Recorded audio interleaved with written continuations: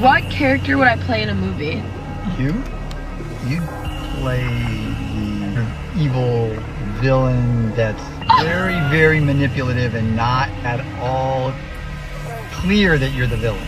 You'd be like the heroine that's actually the secret villain. This is your call to not believe everything on the internet. Half of it's planned, half of it's a lie, being manipulated. She's become the main character of TikTok in a very, very, very bad way. Michael Barnes uses her for her money. When you hear the allegations and the stories about this girl, it makes sense, but it's still mental. She keeps telling them to keep doing more and more and more. I got peer pressure, okay? I got peer pressure. And justice needs to be served.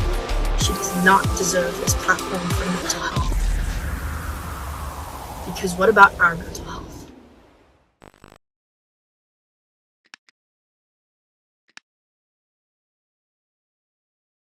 On July 6, 2025, 3 famous teen influencers, Ashley Barnes, Brad Mason, and Capri, as well as Ashley Barnes' 2 roommates, got together in a hotel room in Los Angeles. We go back to the hotel, like it's getting late, like we're with like her roommates. She like starts like spraying pheromone spray. We had another TikToker. They're, I would say, very, very famous right now. They come over. What was supposed to be a casual get-together between friends soon escalated into a night of horrors.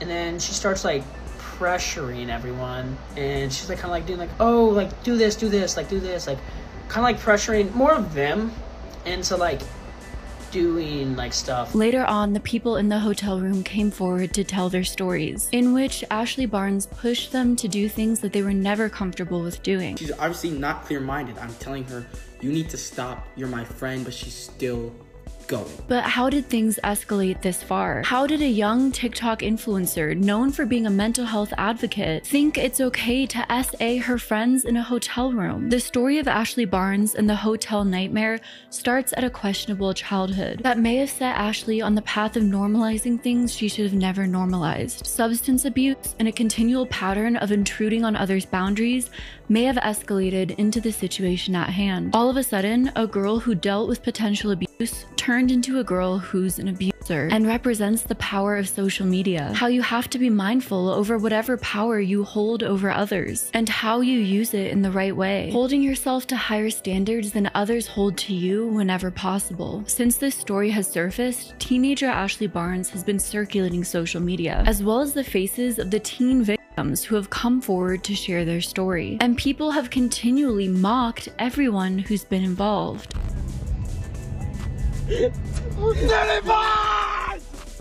She's been doxxed online as well. Oh my god. Why are people making this into a joke? Calling her Diddy isn't even funny. Her life is over. One quick Google search and a bunch of articles pop up. Not only is her name all over the internet, but there's news coverage on her crimes. No job will want to hire her. Now this situation, this story involves minors, which I was not initially aware of and made me not want to cover it. But at the same time, I think it's a really important issue to address, with many people treating these minors as if they're adults just because all of them have huge social media followings. We need to discuss the broader issue of so many minors using social media, becoming major social media influencers with millions of followers while they're still minors. So while I want to discuss this situation in relation to that issue, I want to do it very mindfully without further exploiting these minors. I don't really know if that's even possible, so please bear with me, because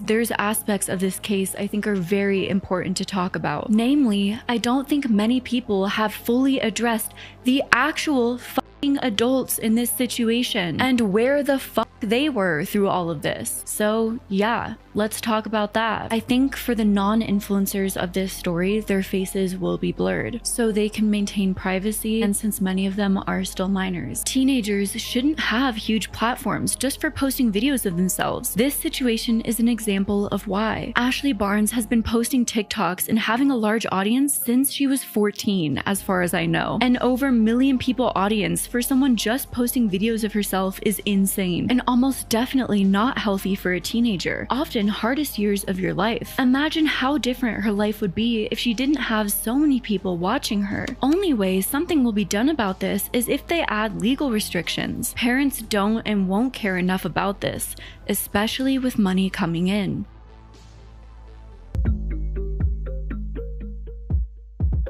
Hi friends and internet acquaintances, welcome back to another video on my channel covering controversial internet figures. Don't forget to subscribe for another deep dive, and if you like this video, give it a like if you want to. If you have suggestions for another video topic or want to expose more internet wrongdoings to light, then follow my subreddit r/exploitationexposed. This video topic is recommended in the r/exploitationexposed subreddit. And before we get into this video, I want to give a huge shout out to the Ashley Barnes Snark subreddit. In terms of gathering in-depth research on this situation, I think that subreddit deserves a lot of credit, as you'll see in this video. And now let's get into it. Before we fully dive into the story of Ashley Barnes and how things turned out this way, well, what exactly is the serious situation that led most of the internet, aka fully grown adults, to be talking about teenagers? Basically, Ashley Barnes has been lying about her sobriety on the internet, and in early July, she flew out a small group of influencer friends. She got really effed up drinking and whatever else, kept trying to force others to take substances and drink when they were uncomfortable. She then started daring everyone to make out and forcing herself onto basically every single person that was there. They also found what this Redditor calls, and other people have called, Ashley's Diddy drawer. A video was even captured and shared of the infamous hotel drawer. So right here is me finding, like, in the drawer the next morning, that's orange gel, that's lube, that is more like of those gummies, and then she has pheromone spray. That's what she kept spraying all day. And then like there was like one of those in there that was like a stick that she like rubbed on her roommate. The general internet consensus is that something is not quite right with Ashley Barnes, but even so, that doesn't excuse SA. Ashley used to post mental health awareness content, which makes the situation even more jarring. Though Ashley kind of uses the phrases mental health awareness and mental health creator interchangeably in her content. She became known for posting the raw, real moments of her mental health, starting from a very young age, 14, I believe. I started posting June 15th, 2022. I was 14 years old at the time. I had a really rough time in school with my mental health, with bullying, with friendship. She would allegedly post about forgetting to brush her teeth and post daily teeth brushing updates. This kept herself in check, which became relatable to a lot of people. I posted this video of me brushing my teeth with the caption, "It's been a while since I've done this," because my mental health was in such a bad state where it's like I wasn't even taking care of myself. Like there were a couple people who were like, "That's disgusting," but then there were so many people who were like, "I can't get out of bed, I can't clean my room, like I haven't brushed my teeth," and then they were like, "This is reminding me that like I should go do it." Like, so I made a duet chain, and every single day I brushed my teeth. Every night I would brush my teeth before going to bed, and I would post the video to remind my little family of followers that I had back then to brush their teeth. This content evolved into Ashley posting herself struggling mentally, or acting out scenarios of people not being understanding of mental illness. For example, Ashley posted a TikTok of her not being able to show up to school on time because she's crying in her car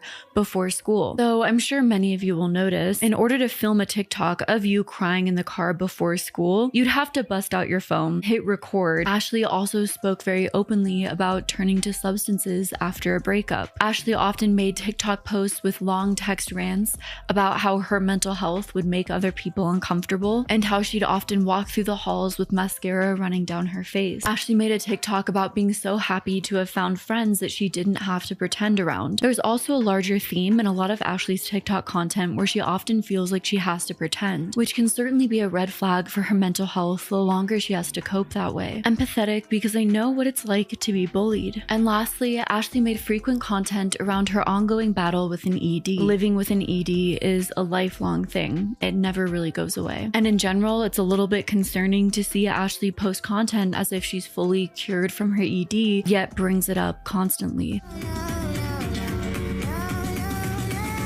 That being said, in general, many people followed Ashley and were inspired by her openness and vulnerability, which is one of the hardest things to be online, when you often feel the need or pressure to be perfect. Ashley even spread SA awareness. The fact that she was the type of person to spread SA awareness and then becomes the SAer is actually beyond me. I'm sorry, I don't want to take off my clothes. Actually, I'm not sorry. I'm literally a kid. If you can't understand that, bye-bye. That being said, Ashley is literally a kid. So when I kept seeing people talking about Ashley's actions, a question kept nagging at the back of my brain. Since Ashley is not a fully grown adult, the only reasonable explanation I could think of for her actions is that much of this relates directly to her childhood, since Ashley's technically still in her childhood. And what I found, I think, explains a lot. Why is no one talking about how much her dad is to blame? Ashley Barnes definitely made big mistakes. I'm not saying she didn't, but she's 17. Her future's ruined, and no one's talking about how she ended up here. She went through real trauma, and instead of helping her, her dad cared more about money and image. So let's talk about Ashley's past and what played a role.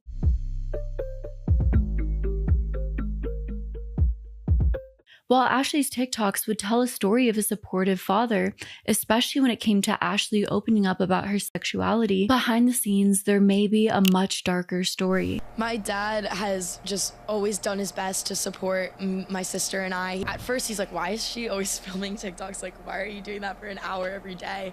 And then once he realized, like, the people I was reaching, he was like, this is like, really good what you're doing, and he was like all for it. Ashley was born in November of 2007. It's been noted in commentary in snark communities, as well as on Ashley's own TikTok pages, that she's adopted when she was a baby.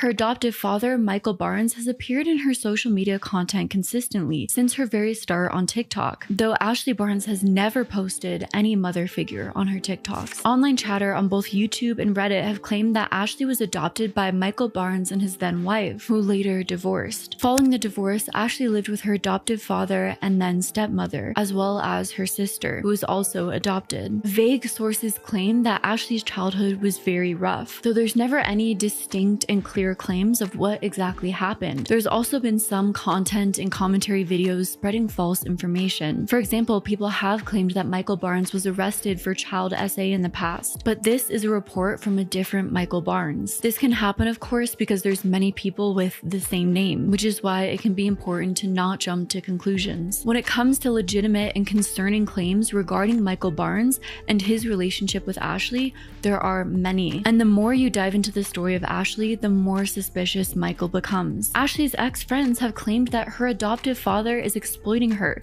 and only cares about the money that she's making from her content, and that Michael Barnes is potentially enabling her as well, supporting her various addictions and bad behavior because essentially he only cares about the money she's bringing in from her social media content. He values that over her mental health and long-term well-being. Her dad's one of the head of the AA meetings, and he took her out of the rehab, talked to the head, just so she can go to Paul's party. From our experience, Michael Barnes uses her for her money. All he cares about is the money she makes. As we know, this is a story that's becoming all too common when it comes to children and teenagers on social media. They're not fully developed, so they're looking to their parents for guidance. They're in a vulnerable position, and the person they trust the most is also the person who can exploit them the easiest. How it feels having a conversation with someone who actually understands. And it's Ashley Barnes and Piper Raquel. What Melina said about Michael Barnes is concerning as F. She basically said he uses Ashley for money,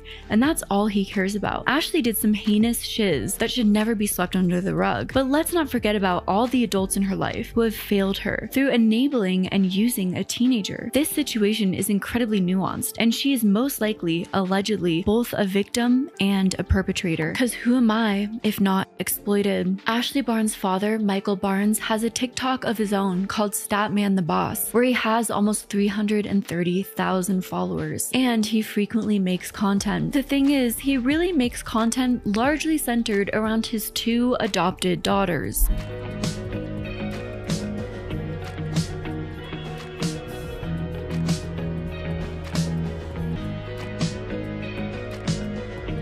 Doing a photo montage dropping his daughter off at college. So while this is a story about Ashley Barnes, I want to take the time to talk about Michael Barnes, a key aspect of this story, the real adult in the situation, and all of his involvement in Ashley's life.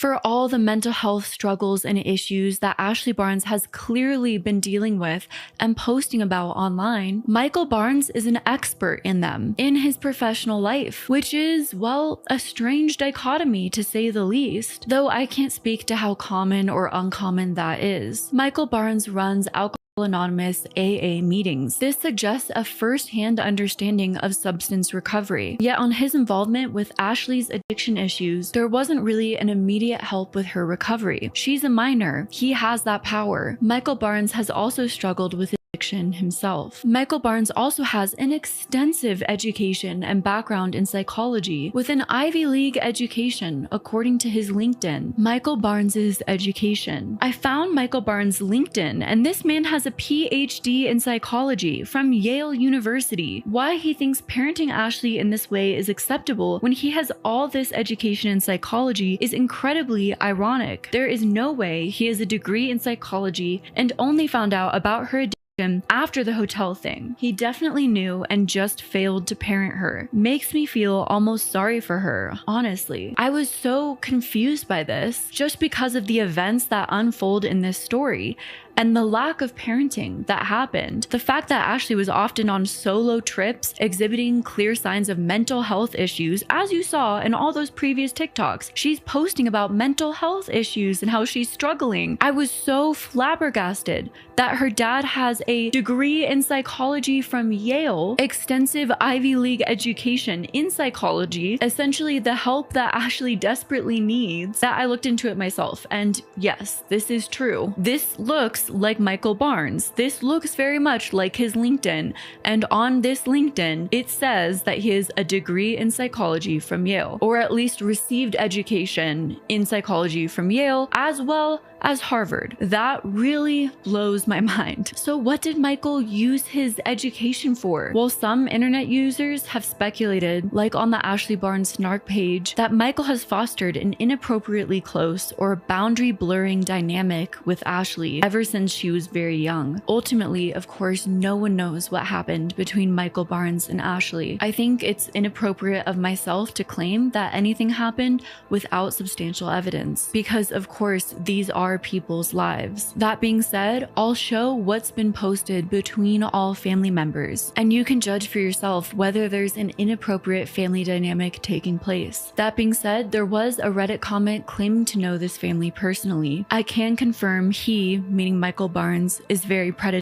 I have some friends who knew her since elementary school to 8th grade, and one of them said he told them in elementary school that he would date them if he was their age. On top of that, I'm not sure if this is still the case, but in the past, if you looked through Michael Barnes' reposts on his TikTok account, it is all Ashley Barnes posts, and much of them are her talking about her sexuality or doing TikTok dances. I don't know about you, but I would find it strange to see my friend's dad on TikTok posting content with her regularly. But if I were to also find that all of his reposts were of his daughter doing TikTok dances, I would be incredibly creeped out. Anyone else find this strange? It's a video of Michael Barnes watching his daughter dance from behind. Ashley looks so uncomfortable in this video. Another TikToker who had a former friendship of sorts with Ashley Barnes also spoke about Michael Barnes being very creepy towards her. Before I had a platform, I would post videos in a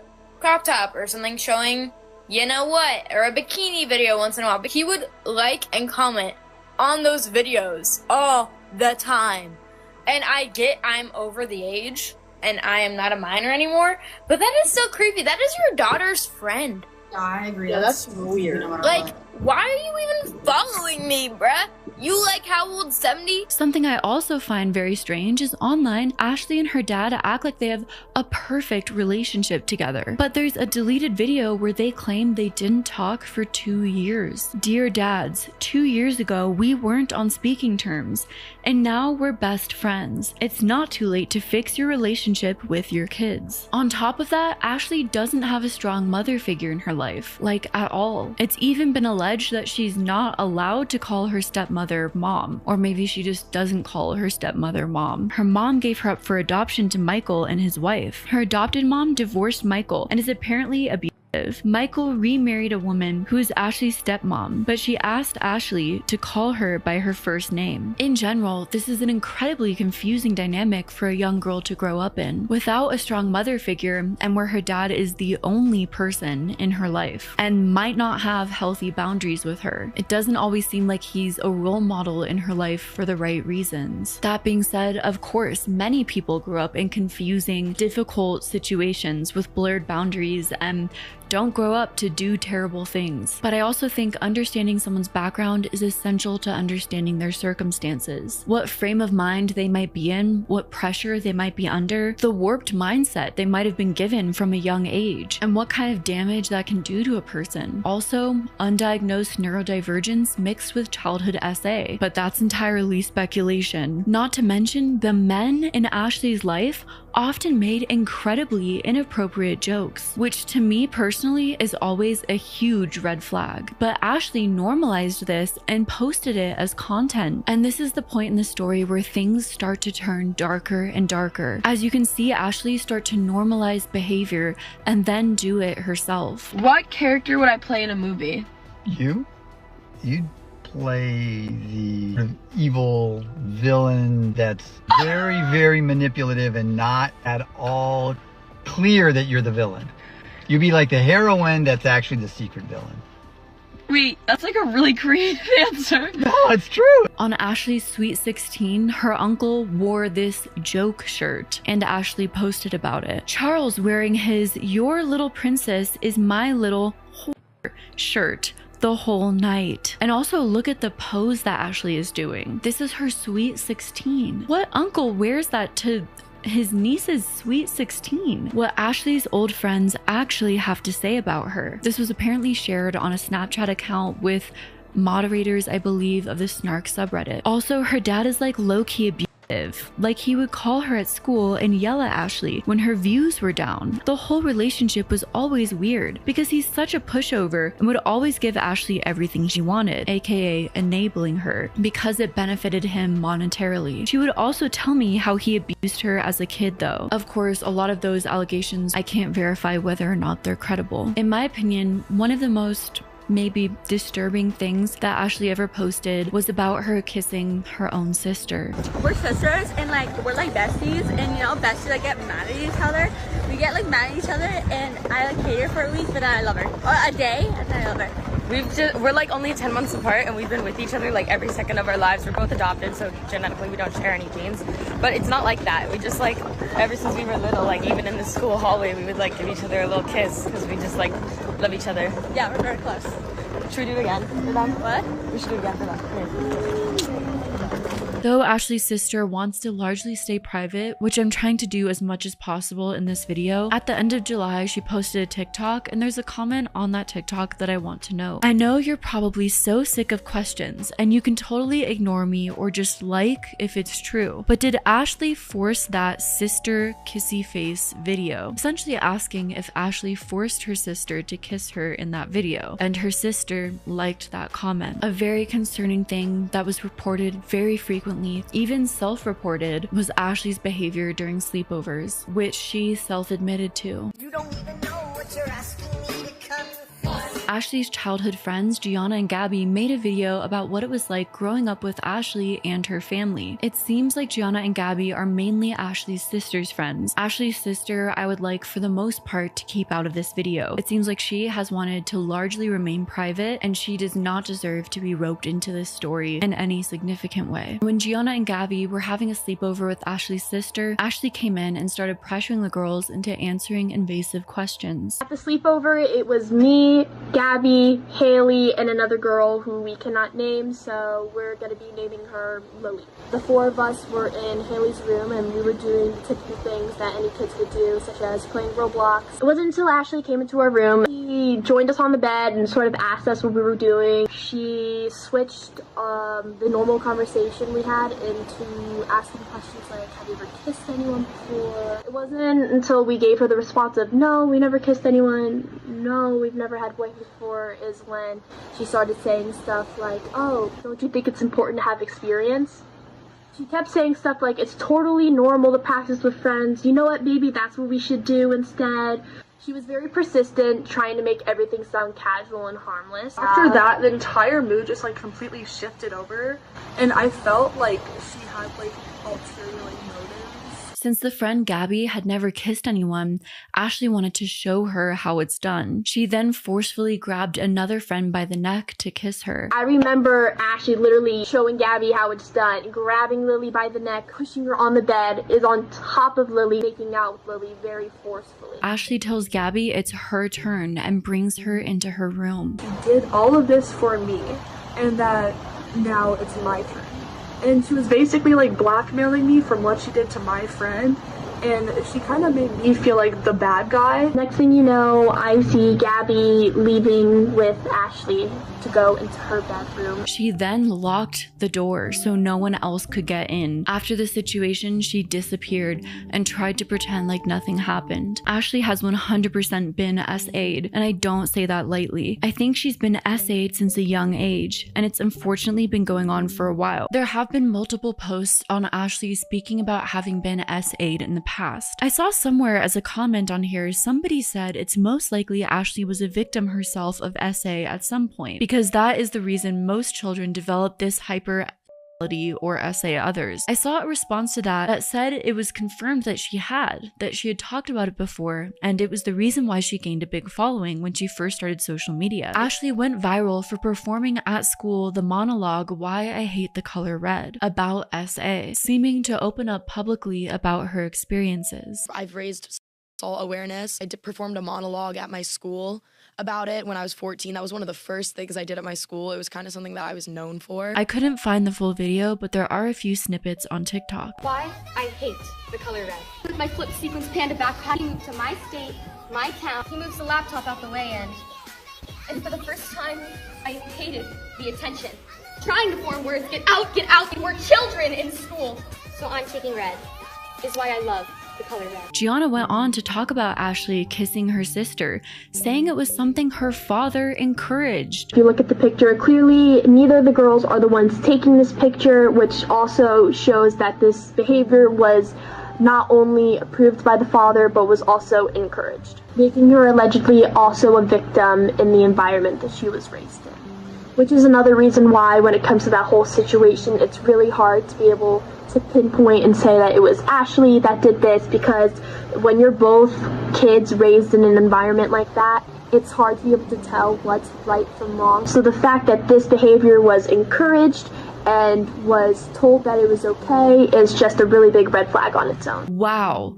I think that says a lot on its own. At Ashley's sister's graduation dinner, Ashley brought a friend. Her and this friend kept disappearing into the bathroom. Throughout the night, they kept going into the bathroom. Obviously, it wasn't any of our business, but it was a little strange that every 5 to 10 minutes they would just be gone. Gigi and Gabby were curious who this friend that Ashley brought was. They found out that this girl was 13, 14 years old, way younger than Ashley. Us being the nosy people that we were, we decided to ask another person who this was. We regret asking that question because we ended up finding out that the girl that is with Ashley is 13 to 14 years old. Mind you, Ashley is 17, turning 18 this year. This clearly was not just a friend. The entire time they were flirting, disappearing for long periods of times, multiple times, and not only that, I think all of us were able to tell that they were like touching each other under the table. Not in a weird way, just like, you know, holding hands or, you know, a hand in someone's thigh, stuff like that. I took a picture. This is the picture right here. I'm gonna blur the girl's face out because she has nothing to do with anything. The father, Michael Barnes, apparently knew about this and did not care. And the father also knew about this too, but he didn't care. Having a slumber party, winky face. What happens at the sleepover stays at the sleepover. At Piper Raquel. I hate that this is a statistic that I feel like I have to bring up because it feels like I'm victim blaming, but it is an unfortunate reality that we should not turn away from, because in order to heal, we have to face this head on. It does not mean that everyone who's a victim of child SA becomes an offender, but it's something that should be noted at this point in the video. Also, so that those who are victims of CSA get the proper care and therapy so we can remove the stigma and stop the cycles. So let's talk about the statistics, the studies revolving CSA. Childhood sexual abuse is significantly associated with subsequent sexual offending. New evidence among federal correctional clients. The current study provides significant evidence that CSA is associated with later sexual offending, even when accounting for powerful clinical and criminological covariates. Finkelhor and Brown's 1985 traumagenic model of the effects of CSA theorized that victims of CSA display awareness, knowledge, and potential interest in sexual activity that is inappropriate for their age and can manifest in the victim initiating sexual activity with peers or replicating their victimization on younger children. Some CSA victims also develop compulsive sexual behaviors that can include sexual aggression, and unfortunately, it may explain the experience of Ashley Barnes. Though of course, I don't know for sure. And again, of course, the actions of those involved should be looked at. These are children thrown into adult roles, making money that the adults in their lives are taking from them, having all of these pressures. They might think they're adults, but that doesn't mean that we should be treating them like adults. Instead, throughout the rest of this story, we should be continually asking the question, why did this happen? Who, when we pull back the curtain, is really responsible for all of this?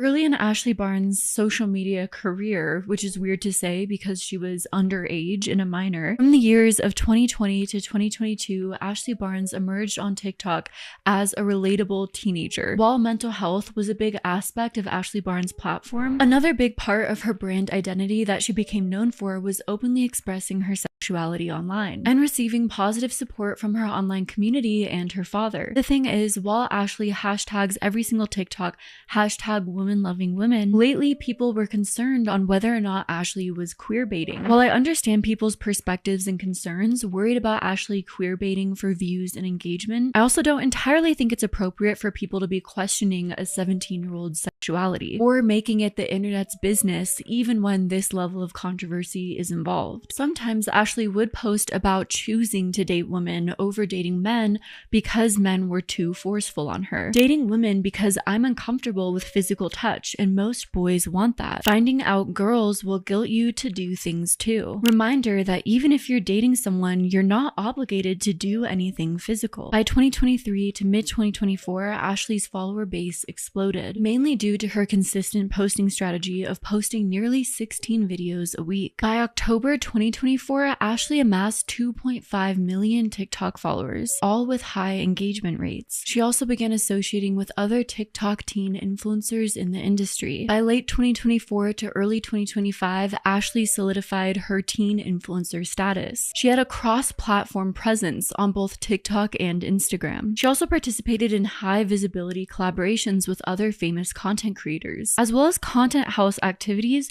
which are becoming more and more predominant with teen influencers. She was attending influencer parties and flying across the country regularly, networking and taking part in collaborations. Yet, by the summer of 2025, things quickly spiraled downhill. Had Ashley been running on empty, burnt out, yet carrying immense pressure? Had she been hiding her past trauma the entire time, saying online that she's better than her old self when the entire time she was really just pretending? In early July, Ashley made a TikTok about being sober. It seems like much of her audience didn't even really know beforehand that she had been struggling with addiction.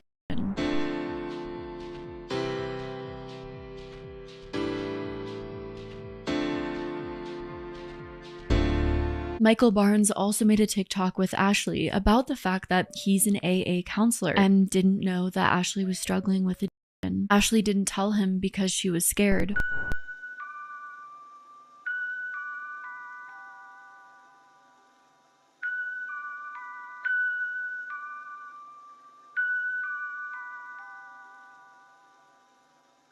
Mid-July, literally a day before the entire hotel incident was brought to light, Ashley made a TikTok video with the caption, "Hi pretties, I'm locking back in because why did I lose my spark to raise awareness and be a positive force online? I'm sorry, I'm embarrassed." And 2022 to 2023 Ashley just woke the F back up. Yet it seems like in the video itself, Ashley doesn't take any accountability for her change in attitude, nor do any real reflection. Blaming her ex-partner, it seems, seems, and her ex's best friends. At least that's my interpretation of this TikTok. Need to do as I say.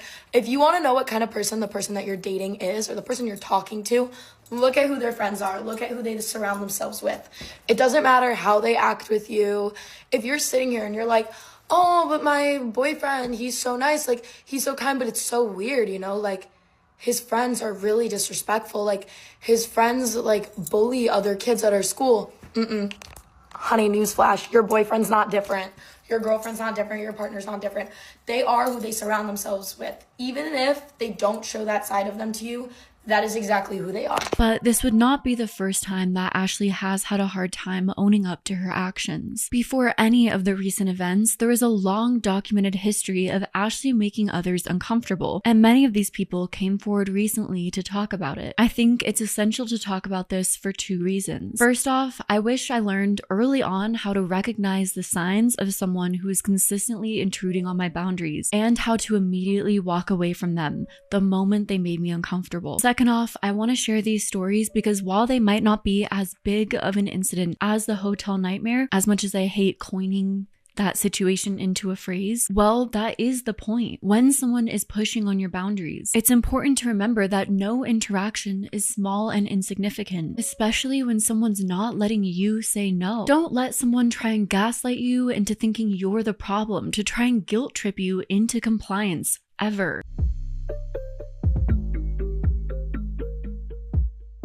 Let's discuss Ashley's pattern of walking over other people, using her power, whether it's social media, being older than other people in the room, being the one with the money or the one with the keys to the hotel room, to either essentially or literally corner people. You have to wonder, how did Ashley learn these tactics? Is it something innate within these sorts of personality types? Something through, as many people have attested, her father always giving her whatever she wants. By the time Ashley was social media famous, there's been a few stories of her following various girls on social media and complimenting them on their looks, regardless of these girls' ages or sexuality. There's also allegedly been times where Ashley has traveled to meet these girls as well. One of the girls Ashley followed made a video about how Ashley would message her, trying to convince her to be with girls even though Ashley knew she was straight. She would comment, if you like girls, I would be with you, or she would say, if I was a guy, I'd be with you. She sent me something,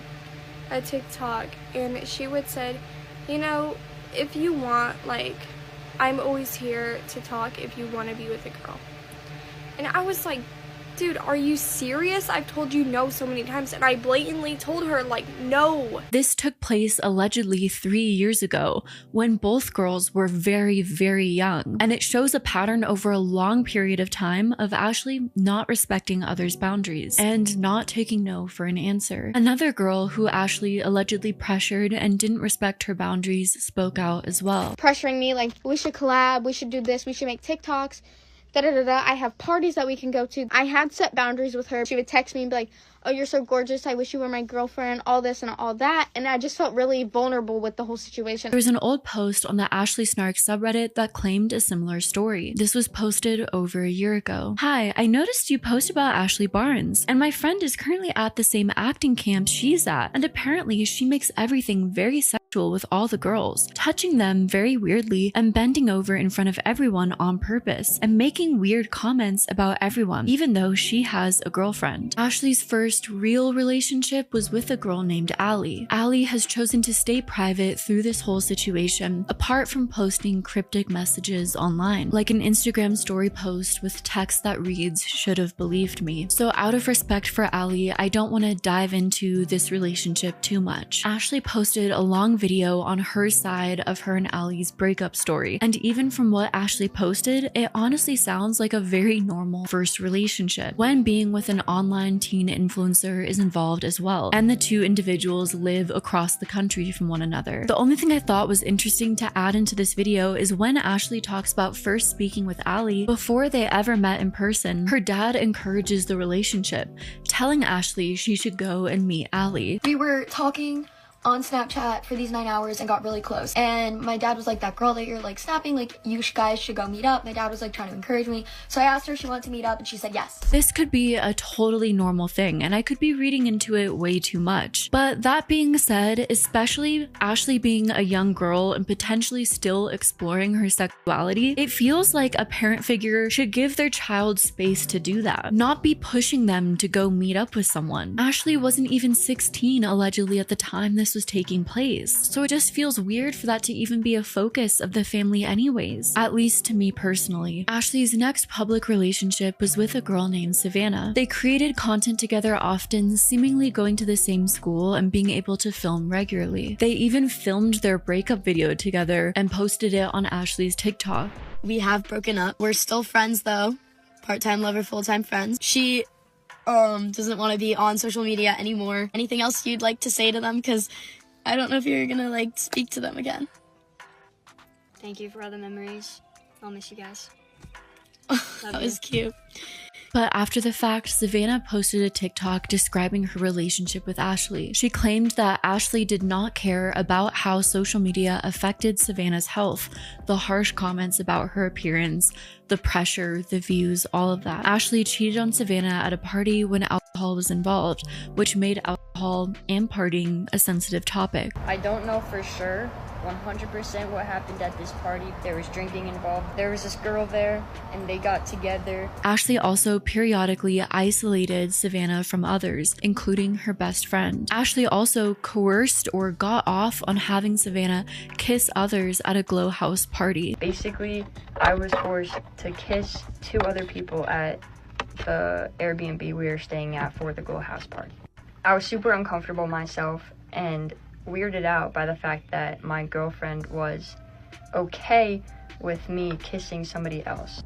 As Melina said in her video, she got off on this. Melina was friends with both Savannah and Ashley. Ashley made frequent TikToks about their friendship. After their friendship ended, Savannah and Melina made a video about their experiences with Ashley. While Savannah and Melina were friends, Ashley would consistently try and get the two of them to kiss. Even though oftentimes they were visibly uncomfortable, Ashley would continue to push them and push them. I was sitting there and Savannah said something. I don't recall what it was, but I was like, stop before I kiss you, and we just giggled. Ashley turned and said, do it. We kind of looked at each other like weird and confused. We're like, no, like, haha, that's like, we don't do that. Yeah, like it's a joke. I have a girlfriend. Ashley then proceeds to continue the joke and beg us. There was an instance even where Ashley offered Melina money to kiss Savannah. After they finally gave in, under immense pressure, Ashley then tried to get involved as well. I made a joke and I said, $250.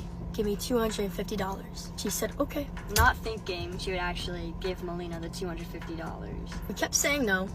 Took us 10 minutes to finally do it because we just wanted her to shut the f up. It doesn't end there. She then goes and says, do it again. I want to go in the back seat and I want to be in the middle. She turned to me and she goes, if she can kiss you, I can kiss you. And I was like, what? And she was begging. She was like, please, like, that's like hypocritical, like, why can't I kiss you? Savannah did it, like, she got to do it, I didn't, why can't I do it? I couldn't say yes or no because she turns to me, grabs me by the throat and the face like this and pulls me in and holds my face there for 3 to 5 seconds, which is different because when me and Savannah kissed, it was, that's it. She had to drive me home. She said she was gonna give me $750 for that. It doesn't end there. While we were all back there, she proceeds to say, let's do a 3-way kiss. At the end of the night, I received $950 in my Venmo account to kiss Ashley Barnes. And I feel like I was taken advantage of. Polyamory is a thing. Open relationships are a thing. It's a different dynamic when you're actively pushing something onto people when you know it's not what they want. Intruding on their boundaries to see what you can convince them to do beyond what they're comfortable with. After covering so many of these topics, it's my opinion that there's certain types of people who want this sort of dynamic. They want to find a situation in which consent is not a part of the equation. equation, where they're actively pushing people outside of their comfort zone. Those people, to me personally, are the most concerning personality types. For Ashley to only be 17 and displaying this type of behavior is deeply troubling. Melina posted a screenshot of the Venmo transaction to prove that this kiss for money exchange took place. Melina, Savannah, Ashley, and their friend Echo were all traveling to LA for a Glow House party. While in LA, Ashley tried to coerce everyone into filming flirting content. Echo was forced to flirt with Savannah, and Ashley wanted me to flirt with her. I voiced I have a girlfriend, and that's not okay. Echo voiced that she does not feel comfortable, she doesn't want to be posted in a bikini, and she asked multiple times to not have this happen, but Ashley kept insisting. She held it over her head that she paid for this Airbnb, and that this is her trip, and that we're just here because of her. It got to the point where this person asked me and Echo to kiss, and obviously we were both like uncomfortable with it, but again, we really couldn't do anything. So we ended up doing it, and she said, "Oh, I didn't see you, do it again." So we ended up doing it again. But after that, she also asked me and Melina to kiss again. You guys don't really understand how terrifying it was to be in any of these situations. They detailed Ashley's growing obsession with Capri on their trip to LA. For example, Ashley started wearing cheetah print because Capri supposedly liked cheetah print. She told us that allegedly Capri said that he likes cheetah print. So the next night when we were at her uncle's house, she went by herself to the house in a cheetah print bra. Ashley would also disappear to go to Capri's house every night, even though her girlfriend Savannah disapproved. Every night she would leave and go to Capri's house. And one night we actually requested her to not go because we thought it was unfair that we couldn't go and that she was leaving us every night. But in her words, it's her trip. I get a text that says, "I'm going to Capri's house. I love you, goodbye." And then we hear the door slam shut. After the subsequent breakup with Savannah, they detailed Ashley's substance abuse. To be honest, I haven't seen Ashley sober in so long, and I've always voiced that to her that I think there's an issue happening and she needs to fix herself. Echo, the friend who traveled to LA with everyone, corroborates this story. Echo was friends with Ashley through theater. She felt bad for her because of her past, but eventually this became a way to excuse Ashley's behavior. They would play Truth or Dare together, and Ashley would have everyone do things that they were uncomfortable with. At first, I thought she was very cool, very talented, and honestly, I felt very bad for some of the stuff she had gone through in her life. I think a lot of people in her life felt bad for her, and I'm not saying that in a judgmental way. I'm just saying that it began to become an excuse for behavior that wasn't okay. So the first red flag for me was a game of Truth or Dare. We were in a small group, but the game got really weird really fast. People were being asked super uncomfortable questions, clothing was being asked to come off, and I remember feeling super uncomfortable, but I didn't grow up in an environment where I had played those games before, so I guess I thought it was normal and I was overreacting, so I felt like I had to play to fit in. In these games of Truth or Dare, Ashley also had everyone hide their phones and turn them off so they couldn't record anything. During this game, she asked us to hide our phones. She made us turn all of them off so we couldn't record or like take photos of anything. Ashley has even self-admitted in content before that she plays extreme Truth or Dare with a no phone rule, showing that not only is this a pattern and one with documented evidence that Ashley herself has posted, but also something that Ashley has normalized. Looks like she's always been obsessed with extreme Truth or Dare. When we're playing extreme Truth or Dare edition at a sleepover and someone breaks the no phone rule, like, bae, we can't have any evidence of the secret ... Echo spoke about the trip she went on with Savannah, Ashley, and Melina, where Ashley had them all do flirting content. She wanted to film this TikTok where I would flirt with her partner and she would flirt with her friend, so it would be messy and do well and like it would look like we were cheating.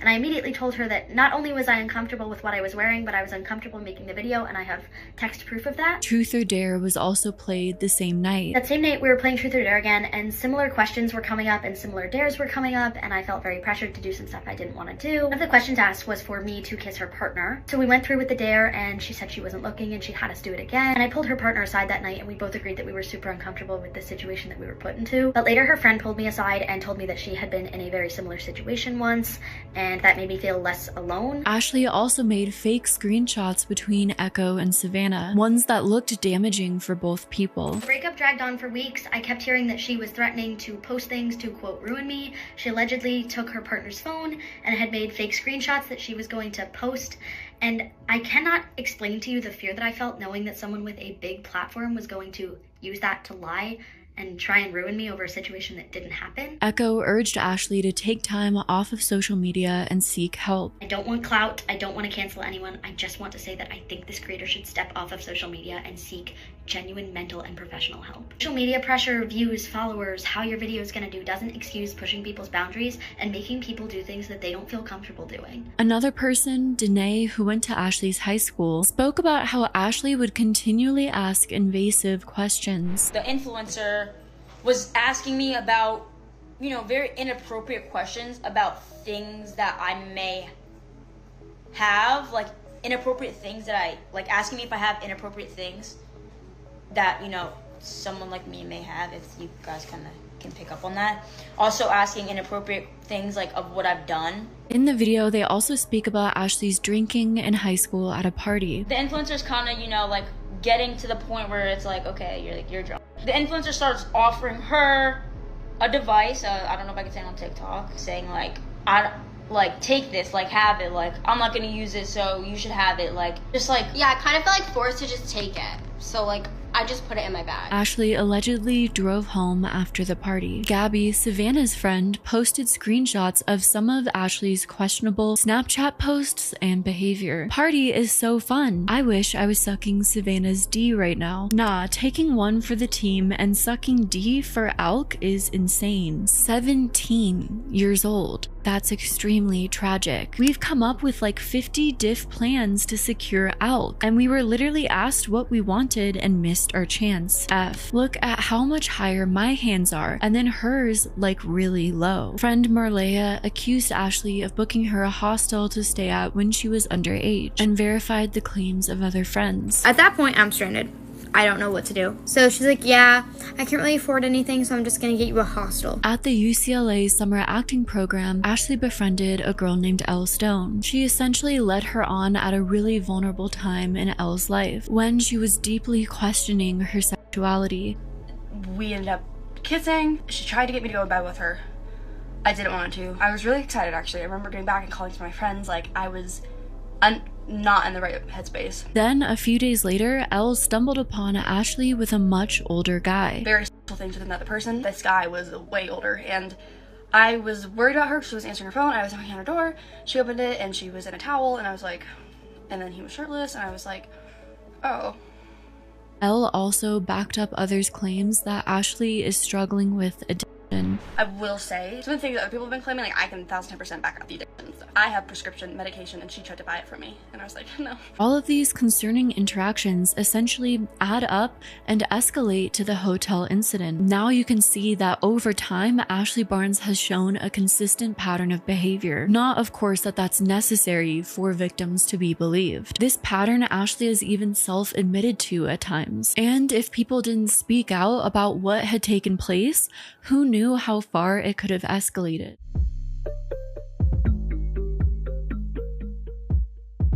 Brad Mason was one of Ashley's best friends. They made a lot of content together and traveled together. Ashley first posted a TikTok with Brad on May 18th of 2025. Brad showed up to prom with Ashley because she was allegedly broken up with right before prom. It seemed like Brad was staying at Ashley's house during his time in New Jersey.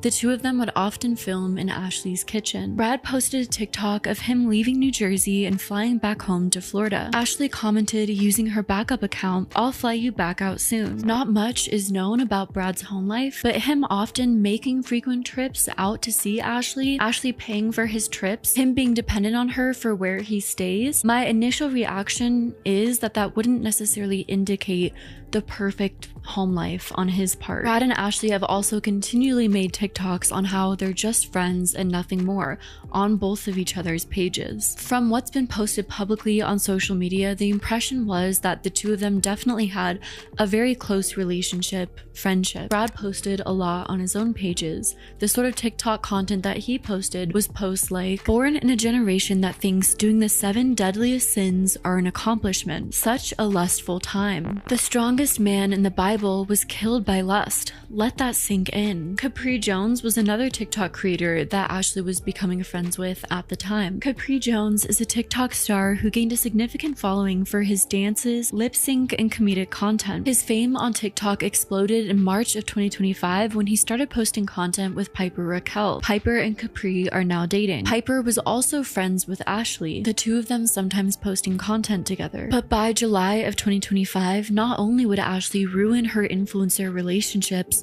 but essentially her life as well. Allegations, detailed public accusations came to light, starting with Brad Mason. The drawer incident, the hotel nightmare, was posted on July 15th of 2025. On July 15th of 2025, Brad first posted a TikTok with text that read, "Storytime coming out about Ashley Barnes. Truth always prevails. I tried to let things go, but I just can't let her get away with what she did and still be a role model for younger girls, or let it happen to anyone else in the influencer industry." Then Brad posted a multiple-part explanation of the incident, speaking out. In part 1, Brad starts by saying that he was friends with Ashley Barnes, even though early on in their friendship, strange things occurred.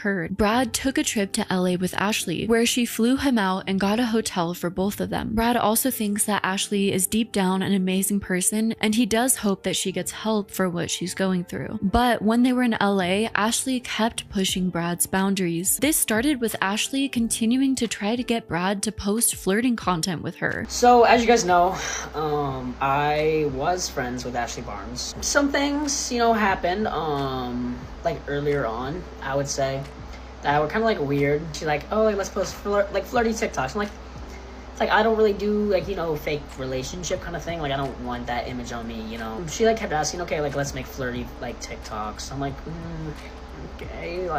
I was visibly not really comfortable with it, and her roommate could tell. She kept making faces at me, whatnot. Ashley's roommates at UCLA verified that Brad had told them he was very uncomfortable with this sort of shipping content that she was trying to get him to do. Brad starts kind of expressing to us that he kind of he's not super comfortable with shipping content and doing stuff like that. So yeah, we had that kind of in the back of our heads. We didn't take it too serious, but we were just talking to him about it, regular conversation. And she kept wanting to do these flirty things, and me as a person, I have a really, really hard time saying no. Essentially, it feels like Ashley cornered Brad. She not only cornered him physically, but she made him feel financially and emotionally beholden to her, so that it was easier to continually intrude on his boundaries. It was easier to subconsciously guilt trip him, and he felt more uncomfortable saying no to her. In part 2, Brad speaks about how July 6th starts out as a normal day. They got coffee, they went to the mall, they filmed content, but when they all got back to the hotel, Ashley began spraying pheromones on the bed. She starts spraying pheromone spray. So we spray she sprays pheromone spray all around the room. Capri came to the hotel as well. We had another TikToker. They're, I would say, very, very famous right now. Very public relationship, which is a key fact of the story. They're in a public relationship. They come over, and she was freaking out, trying to clean up the room. She's like, oh, I have to do this good. I need to get in with this said person. This whole time she's spraying pheromone spray. I'm like, okay. And she's like, oh, it's just I want the room to smell good. So I'm like, okay, it does smell good. This person comes here, and she goes downstairs to get them. Ashley began pressuring everyone at the hotel to do various substances that it seems they were all way too young to be doing. She starts pressuring everyone, which me as a person, I don't drink, I don't do bad stuff. And she's kind of doing oh, do this, do this, do this, kind of pressuring more of them into doing stuff drinking stuff they shouldn't be drinking, and taking stuff they shouldn't be taking. And they were clearly very uncomfortable, very pressured. It's not fully described what exact gummies Ashley forced everyone to take, though it's sort of inferred, as well as seen through the drawer video, that at least one of those gummies was libido gummies. Libido gummies are sex drive enhancing gummies. Dr. Tiffany Pham, an OBGYN and medical advisor for the female health app Flow Health, explained that there is a lack of robust research into the claims behind these supplements. In part 3, Brad speaks about how Ashley tries to clue Brad in on her plan to be with the famous TikToker, Capri. She takes me to the bathroom at one point. She whispers in my ear, hey, so-and-so, aren't, really, a thing. They're not, serious. And I'm like, oh, that's not, what I've been hearing, all night. She's like, oh, I'm gonna get with them. You can get with my roommate. The whole time, this said person was like, oh, I love my significant other. Like, I love my significant other. Like, Ashley's roommates also mentioned how Ashley was convinced that Capri and Piper's relationship was fake. She starts basically begging Zizzy to get with Brad so that she could get with Capri. So I'm like, does he not have a girlfriend? Like, what are you talking about? And she's trying to tell us, like, oh no, like their relationship is fake, it's for the views, like it's influencer stuff. She was like, trust me, I'm Piper's best friend. Trust me, it is all FOMO. It is all fake. Yeah. According to Piper and Capri themselves, in an interview with Rolling Stone, Piper admits that her and Capri's relationship started out just for social media. It was a social media relationship. It was for business. We were just working. We're so smart and we think about everything, she says. During April Fool's Day, Piper and Capri posted that Piper cheated. Wait, who was that other person then? Piper ended up losing 100,000 TikTok followers. You have to think about social media. It's a job. You have to take risks. And that was a risk I was willing to take to popularize our Twitch. It did really, really well for both of us. Capri essentially embraced the notion that any publicity is good publicity. And Ashley may have believed that Piper and Capri's relationship was just for social media because, as they themselves have admitted, that's how it started. Their relationship is a combination. Blurred lines where they're creating fake drama on the internet and in a relationship in real life. This mirrors a lot of old YouTube couples prank channels that we've seen in the past. And unfortunately, we've seen many times that that doesn't end well when you're creating internet drama online and trying to have a healthy relationship in real life, especially when other people want to get involved. The roommate also spoke about how privately Ashley was trying to force her into being with Brad. I'm not doing anything that's weird. I don't know. I don't want to. Ashley suggests everyone play a game of truth or dare. As we know now, a pattern when it comes to Ashley. But since everyone's uncomfortable, they keep saying truth. So Ashley changes the game. And then she kind of like says like, oh, like let's play truth or dare. I'm like, okay, this is getting weird. We all like kind of like see like, okay, something's really, really off here. We all just keep like saying, oh, truth, truth, truth. She's like, okay, this is getting boring. Let's play dare or drink. She kept wanting people to make out with everyone. And we're like, no. Brad then says that he and Capri dare Ashley to make out with her roommate to rage bait her. I've listened to this a few times and personally, I don't understand the context or meaning of this. I understand they were all in an uncomfortable situation, but if you know that someone will do anything, you probably shouldn't encourage them to make out with someone knowing they'll probably do it and that that person doesn't want to make out with them. Brad then says that Ashley grabbed her roommate's face and forcefully made out with her. We dare you guys to like, you know, like make out. We're like trolling, obviously. Like we didn't actually mean that. But like we didn't actually mean it. And she's like, oh, we have to do it. So Ashley like grabs her by the face and starts like making out with her. She like grabs her by the throat and pulls her back in, and she's like, what? Like she's like clearly does not want this to happen. Clearly super uncomfortable. And then we obviously fell back because we didn't think she was going to do that. Like that was totally out of pocket. Her roommate then dared her to stop asking people to make out, and Ashley said no. Her roommate's like, Ashley, I dare you to stop asking people to make out. And she's like, no, I'm drinking. Ashley then puts an X mark on her roommate's chest with a pheromone roller. And this whole time she's spraying more pheromone spray. She gets this roller out, like it's like a roller pheromone, and she like puts like an X thingy like on her roommate's chest. And like at this moment, like I'm like right next to this person, I'm like, bro, like I think we're gonna get like, you know, can't like say the word on here, but it starts with an R, ends with ED. Pheromones are chemicals that animals use to communicate. Insects like ants and bees rely heavily on pheromones to organize colony activities. However, many animals also use pheromones for mating and to attract partners. People have tried to replicate the effect through pheromone sprays. Despite the marketing behind pheromone sprays, there's no scientific data supporting the theory that pheromone perfumes attract sexual attention all on their own. In fact, the very existence of pheromones in humans remains uncertain. According to the National Library of Medicine, the effects are more psychological than anything. Ashley kept trying to get Brad to have more gummies when he expressed he did not want to. Oh, take this gummy, like shoving it in my face. And I'm like sitting back, like on my phone, like, no, like I'm good. She whispers in my ear, she's like, Brad, like just act like you take a bite, like you just throw it on the floor. Like I just really want this person to take it so I can get with them. And then I'm like, no. And then she literally says, oh my gosh, Brad took it. Now it's your turn. In part 5, Brad spoke about how Ashley kept trying to essentially force herself on Capri. She tries like forcing herself on this person. This person gets up to get out of the way and like kind of like not pushes her, but like, you know, like stay away, like kind of like that. And then this person was like, we're great friends. Like, you do not want to do this. Like, I love my significant other, you know, that kind of thing. The roommate leaves the situation. And then this person's like, bro, I don't want to leave you here. Like, I feel so bad. Like it's like basically like saying it because it's not safe. Eventually, Capri leaves and Brad is alone in the hotel with Ashley. Ashley begins asking Brad why he doesn't like her anymore, and if she lost weight, would he like her? Both of them leave, and then I'm in the room by myself. I'm like, bro, like, what do I do? Like, I get into the bed and I like trying to go to sleep, and then the whole time she's like, Brad, like, why don't you like me like you did when I was like when you were 13? And she's like, am I not skinny enough? Like, I'll lose 10 pounds right now. And she like gets like into my bed, but at this point, like, I like completely kind of like black out. Ashley allegedly began to touch herself in front of Brad. Brad went to sleep and woke up to concerned texts the next afternoon. He ultimately thinks Ashley needs medical help. They're all texting like, are you good? What happened? Like, what happened? But I text them like, did this like actually like really happen? And they're like, yes, something's genuinely wrong with her.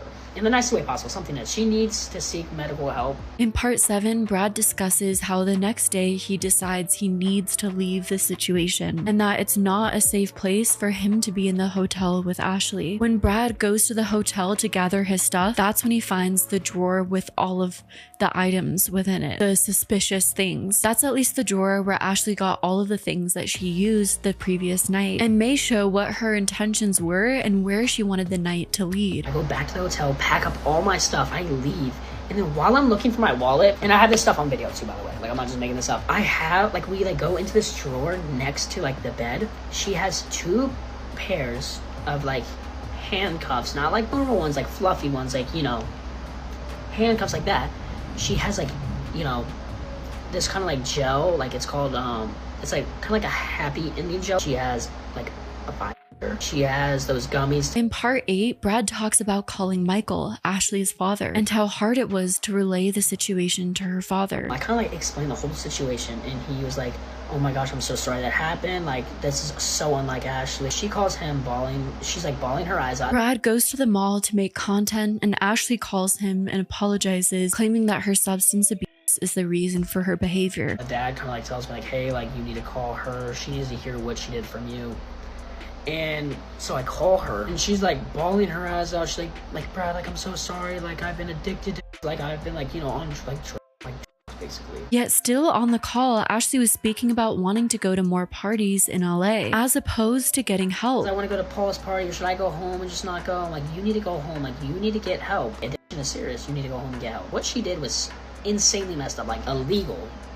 To be technical, you know, it's SA. Brad spoke about how Ashley went to rehab for only a few days, then flew back out to LA to attend the party that she spoke about previously. She also completely ignored Brad and acted like nothing happened, a pattern that she seems to do when she feels guilty about her behavior. She was back home for a few days. She went to like rehab for 3 days. Flies back out. She goes to Paul's party. Keep in mind, this whole time, she's not texting me, nothing. Like, we have not spoken like a week. She acted like everything's A-okay. Nothing like that she did was wrong. She didn't text me. You can also see on Ashley's own TikTok page her own posts about attending Paul's party. In part 9, Brad answers frequently asked questions. He says he posted this series because he essentially didn't want her to get away with this and repeat the same patterns onto other people. I know this is probably gonna really, really ruin things for her, but I simply cannot just like let her get away with like what she did. I don't want someone to be praised when they did something so horrible. He also showed the video of the drawer as essentially evidence. So right here is me finding like in the drawer the next morning. This is liquid love gummies.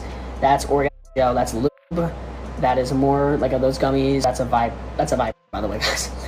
More of those things like handcuffs, and then she has pheromone spray. That's what she kept spraying all day, and then like. There was like one of those in there that was like a stick that she like rubbed on her roommate. Brad also posted messages that certainly confirm a lot of what had happened. Brad posted screenshot messages speaking with Michael Barnes, Ashley's dad. They talked about the night before, Ashley drinking, and her creepy actions. This is some of the text between me and the dad after what she did. This is him basically like saying that she knows what she did. Like, she has fully admitted that she knows what she did. She's embarrassed and, like, remorseful. That she knows she was being creepy, by the way. So this is, like, her admitting to it. Brad shared Snapchat messages between the two roommates who were there, one who left much earlier before everything had happened, in which the two spoke about the incident. And then this is her saying that's so bad, like, what happened. And this is her this is her, like, saying that she tried forcing these, like, gummies in her mouth. And then this is her, like, saying, like, confirming that she gave her the dare, like, stop making people try to do stuff, and she said she would rather drink than do that anyways. There was more proof messages posted between Ashley's dad and Brad. The dad becomes extremely manipulative, in my opinion. He starts to accuse Brad of using the situation to garner more followers and asking him over and over again to keep it private. Brad has the great response that if he wanted more followers, he would keep it private and keep hanging out with Ashley, who has a large platform that he could have essentially kept hanging out with her and tried to essentially gain followers off of. It is a mistake she made that she's correcting. A true friend would not take advantage of a friend's darkest moment for their benefit. I really hope that's not what you're doing. Please keep anything that happened between you two, okay? I'm not using it for my personal growth whatsoever. If I wanted more followers, I would not say anything about it, and I would keep hanging out with her. What she did is not okay in any way, and now people are coming out and telling me the stuff that she did to them as well. She will continue doing it if somebody doesn't say something. What she did was truly disgusting, and the fact that she tried doing stuff to her best friends to take advantage of them is not okay. And the father's messages continued to be very manipulative. When Brad raised concerns over Ashley's constant partying, over seeking help, which would reasonably make one feel hopeless that keeping things private would yield any positive results, because that person isn't going and seeking help. The father just tried to accuse Brad of having equally bad rumors about him as well, almost as if he was threatening him against speaking out and justifying Ashley's behavior. She needs support, not hate, gossip, and drama. Please do not make anything public. She said she went to rehab, but as soon as she got back to LA, she immediately started drinking again at Paul's party. Brad, there are plenty rumors about you being totally inappropriate and non-consensual with people, and Ashley never once took them seriously. It's not your job to out Ashley. Using LGBTQ terms like outing someone for an essay allegation, to me, is manipulative and disgusting. She's a good person and is working on getting better. How is it possible you are so angry that you want to hurt her so much? She's been so good to you. Using all of the things Ashley did, flying Brad out, getting him a hotel against him after she SA'd him, again, disgusting. You can see where Ashley gets this from, in my opinion, as I've tried to showcase in this video without making any direct claims, and supported you and giving you money. And this is how you repay her. This man has an Ivy League education in psychology. Keep that in mind. And this is how he's speaking to teenagers instead of getting his daughter help and taking her to rehab. Please step back and sit down. She needs help, and if you can't help, then at least don't hurt her more. Of course, I would understand a parent wanting privacy for the sake of their children so that they could immediately focus on getting their children help and recovery without any outside noise. But that's not what happened. Michael Barnes didn't do that. Ashley wasn't getting immediate help and recovery. Make no mistake, Michael Barnes knew about Ashley's addictions for a long time. Ashley posted about her addictions on social media with him involved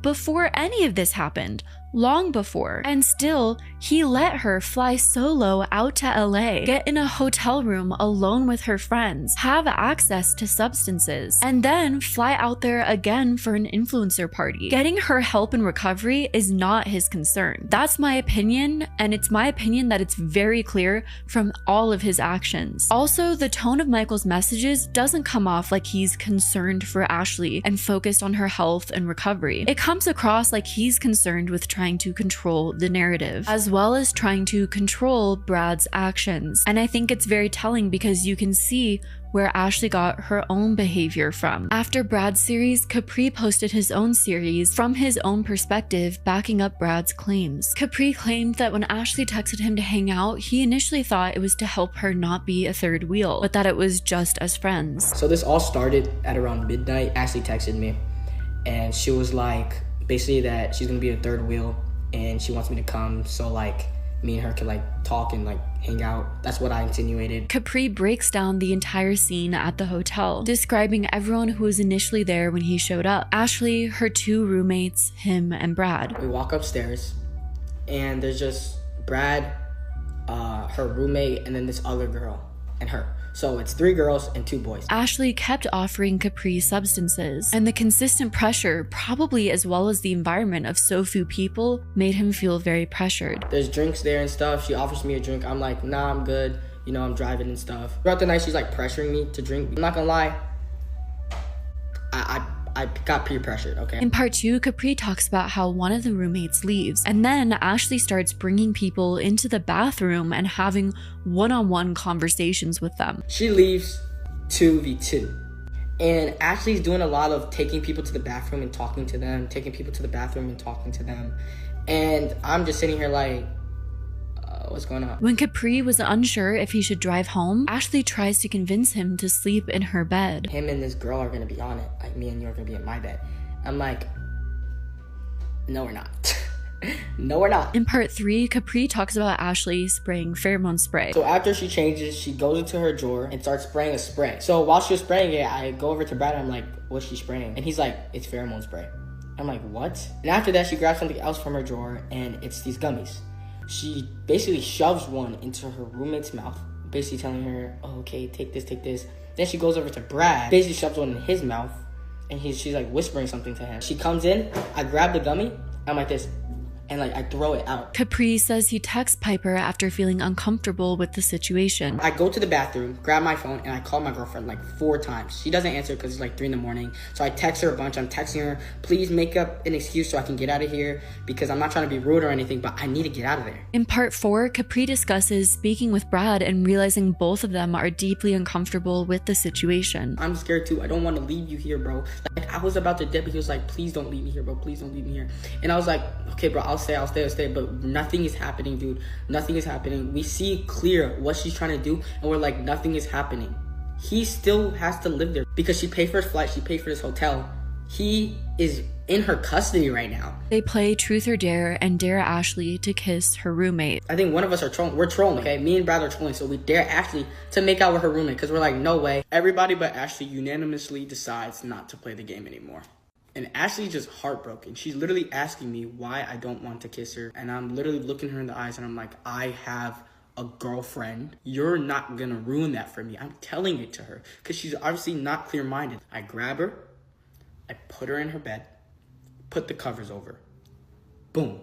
Problem solved, but she's still going. Capri then makes a post saying that once he hits 6.7 million followers, then he'll make part 6 and 7, which to me, at surface value, that makes me a little bit uncomfortable. Once I hit 6.7 million followers, I'm gonna be posting part 6 and 7. Then part 6 comes out. Capri says that after he got out of the situation, out of the hotel, he calls his friends and tells them everything. I'm driving home and I immediately call my friends, telling them the whole story.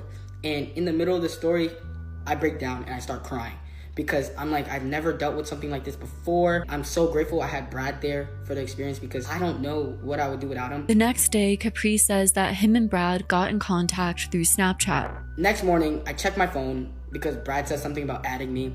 Check my ads on Snapchat, he added me. I press it, long message about what happened that night. But I read it and I just felt so bad for him. And he was like, he texted me, he was like, we do something today so like I don't have to be with Ashley because I have a flight in the morning so I could just hang out with you all day and then I could go to sleep and then leave the next morning. Something I will say I do think is interesting is that through this situation, Capri has been promoting his Snapchat quite frequently, and Brad, I believe, just recently started promoting his Snapchat very frequently as well. Afterwards, everyone who's involved in this incident at the hotel posted a group TikTok. What's up guys, my name's Capri, as you may know, this is Brad and I'm Susie, I'm the roommate. And I'm Gigi, I was one of Ash's friends. And the people you see sitting here are the people that were in the hotel room on July 7th. And we have a lot we would like to talk about. A common question asked to everyone is, why didn't you leave earlier?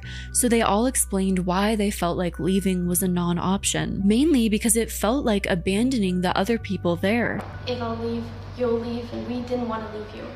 But every time I would try and get out my phone and call an Uber, she would take my phone and put it under her ass, so I couldn't really do anything. They all explained how initially they didn't even really understand what Ashley was doing. They were just confused because she was their friend and she was acting strange and out of character, which I feel like is a common experience for those who experience this type of trauma, especially from someone they trust. You can easily explain it away initially, disassociate, and it takes a while to process what happened and how that person might have impeded on your boundaries to the fullest extent. Now, a couple days later, you understand like definitely what she was trying to do, especially after hearing everybody's experiences. Also, a lot of people were coming out for Brad for posting the video of the drawer. I had no idea what was fully in the drawer. All I knew that was in the drawer was handcuffs and the gummies. After seeing Brad's video, I was like, oh my gosh. Brad claimed in the video that Ashley's intentions were to blackmail Capri for clout. Like even before Capri came over, you guys can like vouch for this, she was running around cleaning the whole hotel. She's like, I need to get this thing good. Like this is my way into like, you know, getting into the streams and all that stuff. So her plan was to kind of, you know, use him and get with him so that way he'd use it as blackmail. So she would like, you know, tell Piper, hey, like Capri cheated. So she was gonna blackmail him to get all the streams and then like, you know, the YouTube videos and just basically blackmail him for clout. The roommate did say that when she asked Ashley why she was doing this, Ashley said that she doesn't really care about Capri, that she's lesbian and she wanted the roommate. She was like, no, you don't get it, Susie, I'm a lesbian, I want you. I don't even want Capri, I just need to be in the videos. Lucy Noel, another influencer, came forward and spoke about her interaction with Ashley at Paul's party, claiming that Ashley was just very touchy with her. She goes to use the bathroom, but she kind of like grabbed my waist. It was kind of strange. It was like, that was like kind of a red flag to me. And I told her that I had a really bad case. Cause like, I don't believe in TMI, okay girl? She looked me up and down and she like stepped closer to me and she was like, I can fix that for you. And like put her hand near. Some people have claimed that Lucy has lied about parts of her story. For example, when Lucy claimed that she never smoked, a friend, probably now former friend of Lucy's, claimed that Lucy did smoke in the past and that she had always normalized those sorts of interactions with friends. First time we hung out, we like got changed in front of each other. Pretty sure we showered in front of each other. We were very like open with each other, like from the get-go. Like she's a very open person. This is the photo that Lucy posted on her private story. And in her TikTok, she was saying that she did not smoke, she did not drink, she doesn't like condone any of that.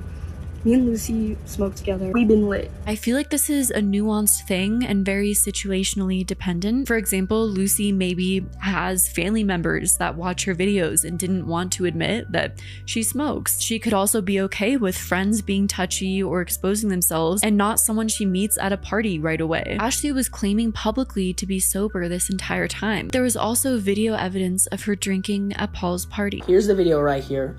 He said that she was sober while this happened, which is completely alive. A day before Paul's party, Ashley flew into LA to go to rehab, but her dad pulled her out of it so she could go to this party. Her friends claimed Michael clearly uses her for money. Ashley was in New Jersey and she flew in to California a day before Paul's party.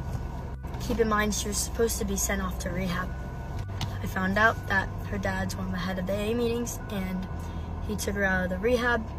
He talked to the head just so she can go to Paul's party. Michael Barnes uses her for her money. All he cares about is the money she makes. That is their income.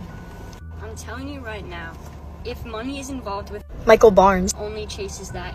He honestly does. He could care less about any other person, but if he sees dollar signs, he will chase after that. This is a clear example of addicts and enablers, in my opinion. At Paul's party, according to Melina, Ashley tells her that she's going to drink. Melina gets upset knowing something's wrong and tries to intervene. Ashley walks up with Lucy. She's telling me on how she's gonna drink tonight and it's fine. I start yelling at her at Paul's party. I sat her down for 25 to 35 minutes, telling her how what she's doing to her body is not okay, how she's going to lose her friends and she's already losing them. Keep in mind, at this point, I do not know about the Brad situation. I wouldn't have been talking to her. I am screaming at her screaming at her. She is crying. Ashley's dad also reached out to her friends on her behalf. Another possible example of him enabling her, which may not be helping her own up to her behavior. Her dad reached out to me the other day saying, "Hi Melina, I'm sure you're aware of the bomb Brad dropped. Right now, Ashley could really use a friend since Brad so badly betrayed her. If there's any chance you could reach out, it would mean the world to her. She betrayed everyone in this situation. She's a sexual abuser, and her dad's condoning this." After everything that took place, Ashley disappeared from social media, ceasing posting online. She claimed to others that she entered rehab. By the end of July, Ashley lost over 200,000 followers. A little bit of context. So basically, Ashley Barnes is a huge influencer who's lost over 200,000 followers. She's 17, so my age, very, very young. Isn't it satisfying? It's been brought into question how far offline the real-world consequences will go for Ashley Barnes. Melina herself has claimed that the police may be contacted. Many of the comments brought up the lack of physical evidence overall, and how hard that may or may not be to overcome within the justice system. Though that being said, there are numerous testimonies that all say very similar things. Though the problem is, time and time again, victims are put through immense turmoil when it comes to a legal process, and sometimes to maybe many times, oftentimes, don't end up with a guilty verdict that brings them justice. I also strongly believe that legal accountability is important. It's an important learning lesson. That's how you learn. You have to have the accountability part. You have to have the consequences for your actions. Ashley's sister posted a response on her TikTok story. "I am putting this out there. I just moved to Florida. I just found out this recently. Please do not put this on me. When I just recently found out about this and am trying to understand the situation. I barely talk to my family at the moment and don't want to be associated with that." Ultimately, Ashley's attempt to coerce Capri into taking a gummy without his consent, as well as Brad, as well as others in the hotel, especially if it were to alter their bodily functions, can be classified legally as sexual assault. After Capri went home and Ashley turned her attention to Brad, who claimed that Ashley touched herself in front of him, well, that is also considered a form of sexual assault, sexual harassment, or indecent exposure, depending on the jurisdiction and circumstances. In response to the hotel incident, many questioned why the victims didn't just remove themselves. When someone is being groomed or preyed upon, their response is often more complex. The continual notion that a victim could have just walked away shows a fundamental misunderstanding of how manipulation, power dynamics, and trauma responses work. Outsiders who often view a situation think that danger is clear-cut and easy to perceive, and that people should immediately go into fight or flight. Some people have also questioned why the boys involved didn't find a different hotel to stay at, but they're 17 years old. The minimum age to book a hotel in LA is typically 18 years old. You have to wonder whether conscious or unconsciously, Ashley was aware of the fact that Brad especially was trapped in that dynamic. While Brad could have contacted a family member or a close friend to help him, it was 3 a.m. at the time this was happening, and everything was slowly escalating. Initially, they could have felt like they didn't want to bother people, that the situation wasn't that serious. They justified their friend's behavior, even though internally they knew that the situation was making them uncomfortable. This is also a common thing for many victims. Capri mentioned that he was staying at Piper's home and felt that he had no control over who he could take home. That also makes me ask the question, where was Capri's parents at the time? And where was Piper's mom at the time? What is Capri's relationship with his parents? And what's Piper's relationship with her parents? Capri's relationship with Piper's parents, to where no one felt like they could ask any adult in the situation to intervene. I think it's interesting that every single person involved, even though they're minors, felt as if they were adults in the situation, and that they had to handle it as adults and could not involve the real adults, their parents, in all of this. I wonder if this is because all of them are social media influencers who have been paying their bills for a long time already, who have been essentially parentified, adultified for a long time, treated as if they're adults, when really they're not mentally able to handle any of this. All of this is traumatizing. And on top of that, these TikTokers went online and shared all of their trauma of what they experienced because that's so normal for them. They share their daily lives already. So they talked about all of this before they really had a chance to mentally process anything. On TikTok, creators are paid through the TikTok Creators Rewards Program. In the US, TikTok users can apply for the Creators Fund if they're a legal resident of the US, at least 18 years old, their account has at least 10,000 authentic followers, and their videos have received at least 100,000 authentic views in the last 30 days. And they're in good standing with the TikTok user terms and community guidelines. Hootsuite detailed that users can expect to receive 2 to 4 cents per 1,000 views. This means that an influencer pulling in 1 million views a month may be able to add $40 to their bank account. It's not exactly quit your day job money, wrote Ryan McPhee. However, creators like Capri, who average millions of views per video and post almost multiple videos a day, make substantially more money. Therefore, making the conscious decision to post a multiple part series about the night at the hotel means knowing that that multiple part series would be seen by millions of people. It'd become a hot topic. It would make a lot of money. Not only are teenagers online posting their daily lives,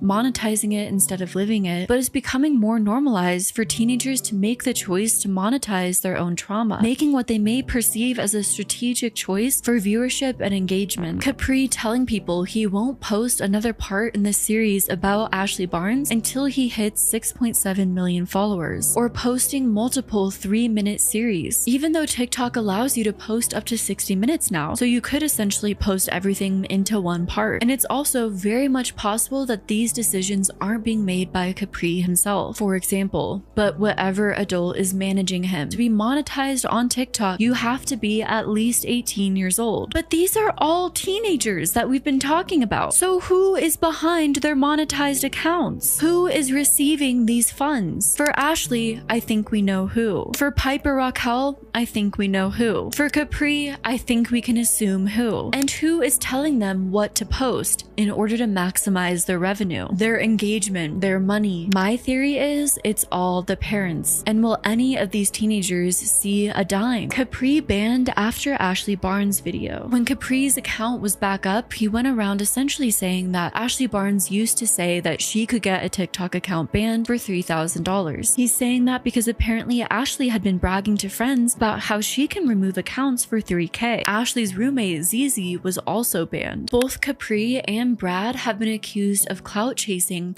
after the Ashley Barnes incident for social media engagement and followers. Brad possibly clout chasing for Snap follows, Brad advertising his Snapchat. So Brad posted this video to his TikTok. If you haven't seen it, he basically says there's more he needs to say about the Ashley Barnes situation, so therefore he needs everyone to add his Snapchat because TikTok will take down what he needs to say. Anyways, it's been like 2 days and he's posted nothing. There was even one Snapchat he posted the day he said to add his Snapchat with a pic of him saying videos tomorrow. Well, you guessed it, no videos when tomorrow came. Maybe I'm overreacting. His videos don't seem to have ads on them, so he's likely not making money off Snapchat, but maybe just wants the views? Or there might be a certain threshold of followers, subscribers you need on Snapchat to monetize your story on there? Honestly, it seems very fishy to me. Maybe I'm crazy. I do know it's been said that Snapchat has one of the most lucrative monetization programs. The one thing I do think is kind of strange regarding the clout chasing topic is Brad and Capri are both influencers. Are they not allowed to post content after this incident, or they're perceived as clout chasers? If you're a victim of something, after that takes place, you're not allowed to profit or receive a following from that news being spread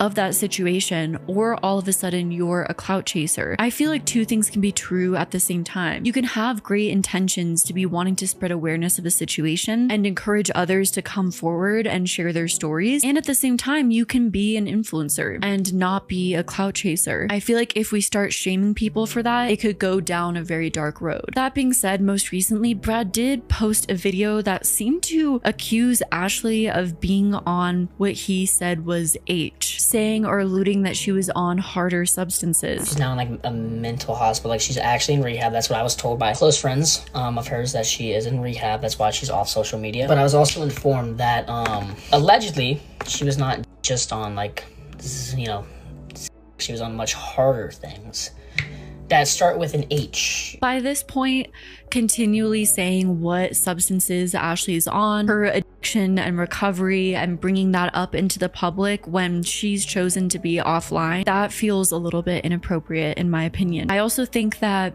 a lot of influencers feel the pressure to post a lot, have constant updates, and this could potentially be a literal trauma from everyone involved. You should not be posting about this online, giving updates not only about your own life, but someone else's situation. In my opinion, not only should have Ashley logged off and deal with her shiz, but everyone involved. Brad should have also logged off after he posted the initial rundown of the situation and what happened to spread awareness so other people knew. He should have logged off, went to therapy, and dealt with what happened, because maybe also he's in turmoil, dealing with everything that happened, coping, and not doing it in a healthy way. Piper Raquel was not at the hotel, but made a video about the incident. But what I can't stop thinking about is if I stayed up for 20 more minutes to get his 4 calls and 15 text messages, I could have helped him. Not being funny, but weren't her and Capri the ones downplaying Sophie Fergie's essay on stream? Sophie Fergie is the one who claimed that Piper Raquel's mom essayed her, and saying the people that came out about it were lying. But now it's serious because it happened to her BF. The only reason she's posting about it is because the story about Ashley blew up. I don't want to downplay Capri's experience either, but him getting people to add his snap to see the story so he can get paid is so odd in a situation like this. I guess I'm a little bit confused because Brad and Capri are the ones that Ashley essayed. People are upset at Ashley for essaying someone, yet they're also upset at the ways in which Brad and Capri are posting about it. And I guess my question is it justifiable to be upset at victims for the ways in which they share and possibly monetize their trauma? Or should we look at the societal effects in which social media platforms may enable and encourage teenagers, teen influencers to monetize their own trauma?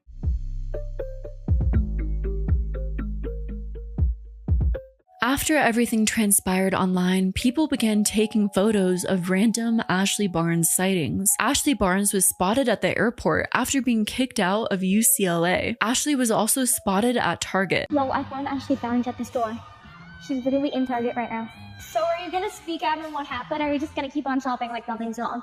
Because he's assaulted over 10 people. That is disgusting. Oh, nothing. Just Ashley working out like nothing happened. Ashley's citing TikToks are low-key weird. Is it just me, or are these TikToks kind of weird? Like, don't get me wrong. I agree that she should be acknowledging the issue and apologizing to her victims. But at the end of the day, she's also still human. Do you expect her to just lock herself in her room for the rest of her life? Also, the way people basically track her down, like showing up to her house, is weird. I don't even care. Like, no, she doesn't deserve anything good, but doesn't mean you have to stalk the girl down and make her family's lives horrible too, you know? I know people might say, well, she should be in rehab, but you also need to remember long-term rehab isn't the only way people recover. There's also outpatient programs, counseling, therapy, support groups, etc. Essentially, this is an invasion of privacy of a young minor, and people think it's okay because she did something wrong. But no, that's still very much not cool. On top of that, though there's been lots of stories that people have posted of their interactions with Ashley, there's also been many fake stories people have posted of fake interactions and screenshots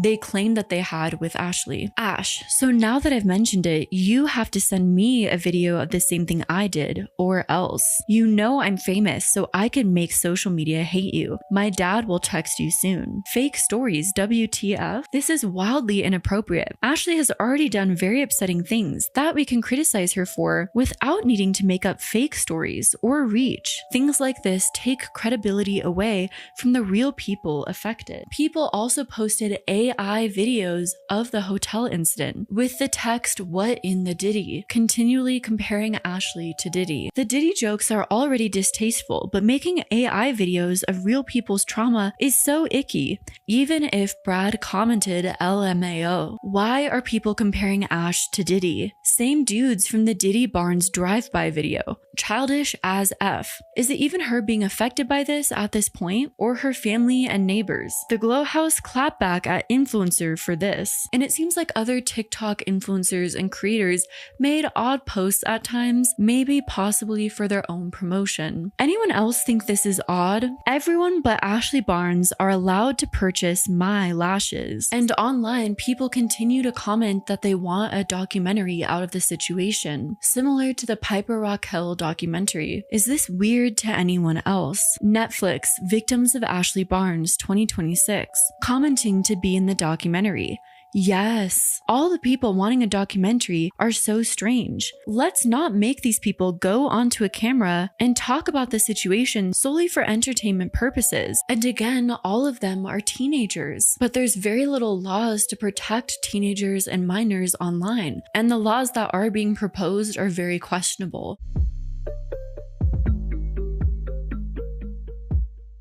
Recently, Ashley Barnes posted a response, her side of what had happened, except she didn't exactly respond to the hotel incident itself or what took place that night. That being said, Ashley did speak on her leading up to that night and vaguely spoke on her family life and her father, as well as what misinformation she felt had been spread online. Whether this was Ashley Barnes deflecting from her own personal responsibility or taking ownership of how her life had led up to this point is essentially up to you to decide, but also up to Ashley to determine through the changes she makes from here on out. Ashley starts off her video by explaining why she chose not to speak on the allegations for a period of time, stating she wanted to deal with the situation privately and go to a rehab facility before speaking publicly. Ashley also vaguely states that she had to push to get herself into a rehab facility, but doesn't clarify if that was because it was difficult to find a facility itself, or if it was because of a parent of hers that was pushing back on her going to rehab. Us, including myself, are still minors.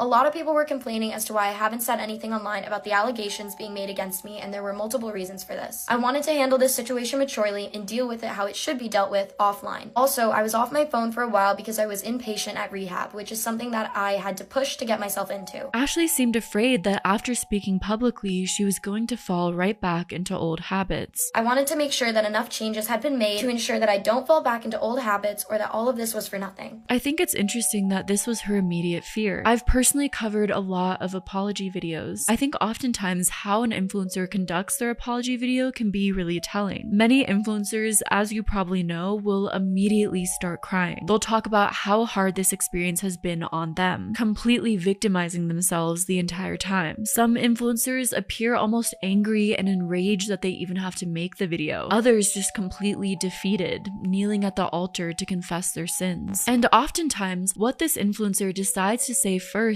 in their apology video is what's predominantly on their mind, the biggest concern of theirs through the entire situation. So I do find it interesting that Ashley's first big concern was that she was worried about falling back into the same old pattern with social media. Of course, it should be noted that that seemed to be her concern over the harm she did to others, but also it seems that she was somewhat aware that social media was a part of her personality. It was a part of this harmful cycle that ultimately led her to where she ended up. Ashley claimed what many people had theorized, that there were people that made videos about different interactions with her after the virality of Brad's video, who Ashley claimed were either greatly exaggerating their interactions with her or had never even met her before. Many inaccurate terms are being thrown around to describe events that do not live up to such titles. I'm not about to sit here on video and disprove the many people who have just blatantly lied on my name in order to gain clout. Although I haven't seen every single thing posted about me, I have seen names of people who I've never met claiming that they are a victim of me. I ask you guys not to believe every single thing that you see online because unfortunately the truth is often the least popular narrative, and the things that people will do for likes is insane. That being said, I also feel like there's probably a lot of people where Ashley may have felt that they were exaggerating, but they deeply felt what they felt. Ashley claimed to have screenshots that would clear her name in some regard, to what level is unknown, but said that she wouldn't post them. I do have information such as screenshots, voice memos, and documents that I could share to clear my name for many and multiple of the allegations made against me, and it would help clear the air through different fabricated stories and lies.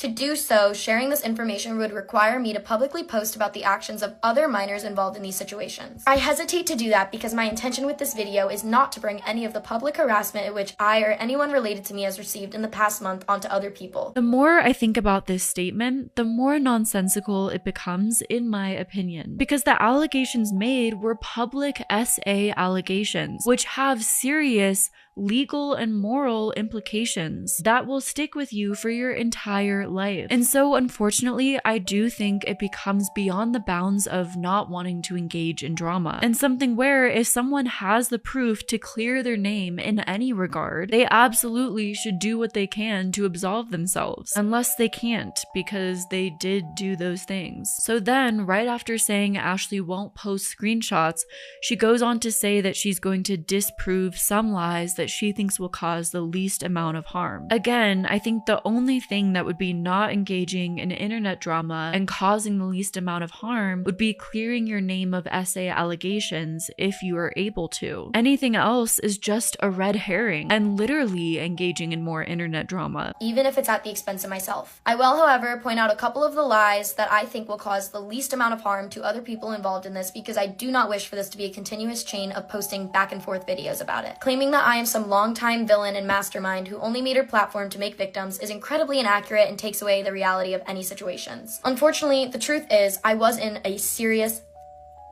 problem for the majority of this year. Ashley then talks about her addiction. She claimed that her addiction was the reason for all of her actions this year. Of course, there's many people that suffer with addiction and did not do these things. Ashley also claimed that the parent in her life, aka Michael Barnes, her father, was not getting her any help, even though there were adult professionals that were urging her to receive help. There were many instances in which professionals tried to get the people who cared for me to take action, but no such action was pursued. I had gotten to the point where I was using, drinking water, and taking substances someone handed me every single day. My intentions weren't to have fun, they were to be unborn, let's say, guidelines. Ashley also claimed that her job on social media was affecting her mental health severely. With all the recent claims that Ashley's parent, her dad Michael, uses her for her money, and her claim that he wasn't getting her help, this makes Michael look even worse. I've spent the majority of this year living in a constant state of paranoia and mania because of how much pressure my job and the side effects of overusing my medication had gotten to me. I would be absolutely terrified, so I would call a friend and I would ask them to hang out because I was so scared of being on my own. I would jokingly say that my friends were babysitting me because, quite frankly, what I needed at the time was a parent. Ashley claimed at one point she was begged to go to a psych ward, though it's not clarified by who, but that she didn't because social media came first. It's not clarified who exerted this pressure onto Ashley or if she exerted this onto herself. After my attempt back in April, which if you know me as a person, you would know how against my character that is,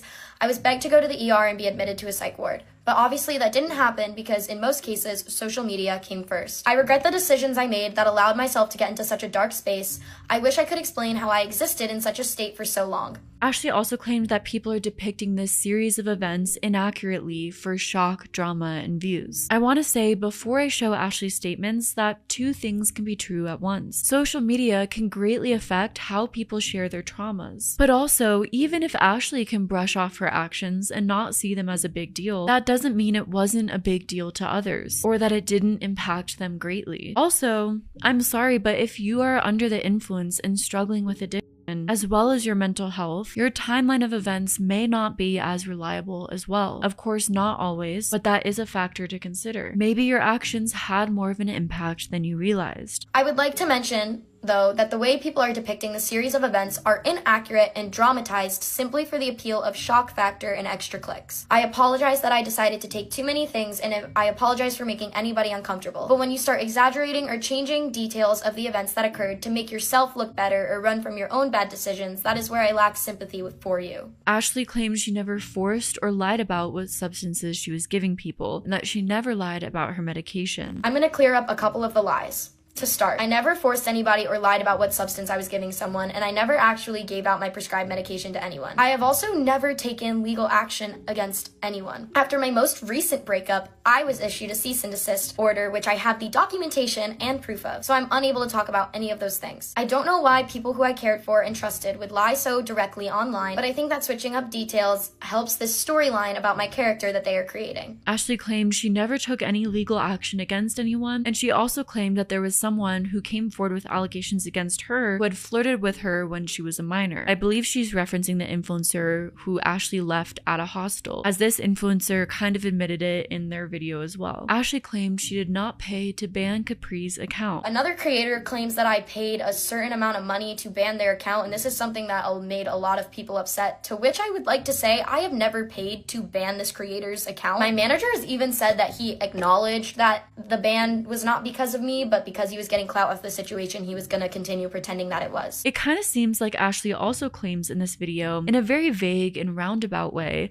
that her and Capri, or some vague unnamed person who had a girlfriend, insinuating Capri, got together before the hotel incident. Considering the ages of everyone involved, I don't really want to speak much on that. Certain people were also willing to lie about things that have happened because they share guilt. They used me as a way to dodge their own mistakes. I'll give an example. One individual is claiming that all the flirting was on my side and they wouldn't do anything because they have a girlfriend. I hate to admit this, and I do apologize for getting with someone who is single, but this person had, in their own words, quote, happily gotten with me while being involved with their current partner. But when this event occurred, I was not in a clear state of mind, and I do apologize for my part in that. I made the mistake of surrounding myself with too many people who only cared about likes and money. Ashley claimed privately she took accountability to the people that she did hurt that she was able to reach out to before everything went public. I would also like to say that I have taken accountability for the people that I did hurt, who I was able to contact. These apologies were made before anything was even brought online, which I do have messages and proof of if I need to show those, but I do need to remind you guys that it is illegal to post private conversations online, which is why I'm being so careful with what I show you guys. But this story that they've created about simply wanting an apology or to get justice is not the case at all. In part 2 of Ashley's response, she claims ultimately she won't be apologizing to the internet about allegations on her name that have no proof. I do not have to apologize to the entire internet for allegations on my name that don't have proof, but what I do owe you guys an apology for is how I let myself turn into someone that I have been very against. I take this to mean that she just won't be speaking about anything that happened at the hotel, or the situations where people have come out and said stories about her, because there's essentially no proof. But there are many people who claim that they were hurt by her, who have similar stories about her harmful actions and potential abuse. If she's spoken with them privately and taking actions to move forward and do better in her life, of course she doesn't owe the internet an apology. But with the severity of these various claims, it doesn't seem like something one should brush off just because there's no physical proof. I'm sorry for the bad decisions I made and the kind of content I started pushing out while struggling with I never intended to be famous in the first place. Ashley claimed that she didn't respect other people's boundaries because growing up, her boundaries were never respected. Growing up, my boundaries were never respected. Thus, I was never taught to set boundaries for people or for the internet. As a 61, flip it around, year old girl, I started sharing every detail of my life with everyone online. From the second I woke up to the second I went to sleep, and I was never told that that was wrong. I do apologize for not knowing or doing better. My mental health, physical health, schoolwork, personal life, friends, and everything was set aside at the expense of content creation. I am sorry for all the people in my life which I overshared online. Ashley claimed that once she blew up on social media and an agency had reached out to her to make money, that's when people became very involved in her life. Considering she was underage and couldn't monetize anything herself, I'm assuming this means Michael Barnes became involved to help monetize her accounts. As she became more involved in social media, she didn't realize how abnormal everything was. I had built a community of support and a place where I could fall back to when things in the real world were too difficult. Along the way, an agency reached out to make money, and this is when people in my life became very involved in my account. Suddenly, it didn't matter if I had homework or if I wanted to hang out with my friends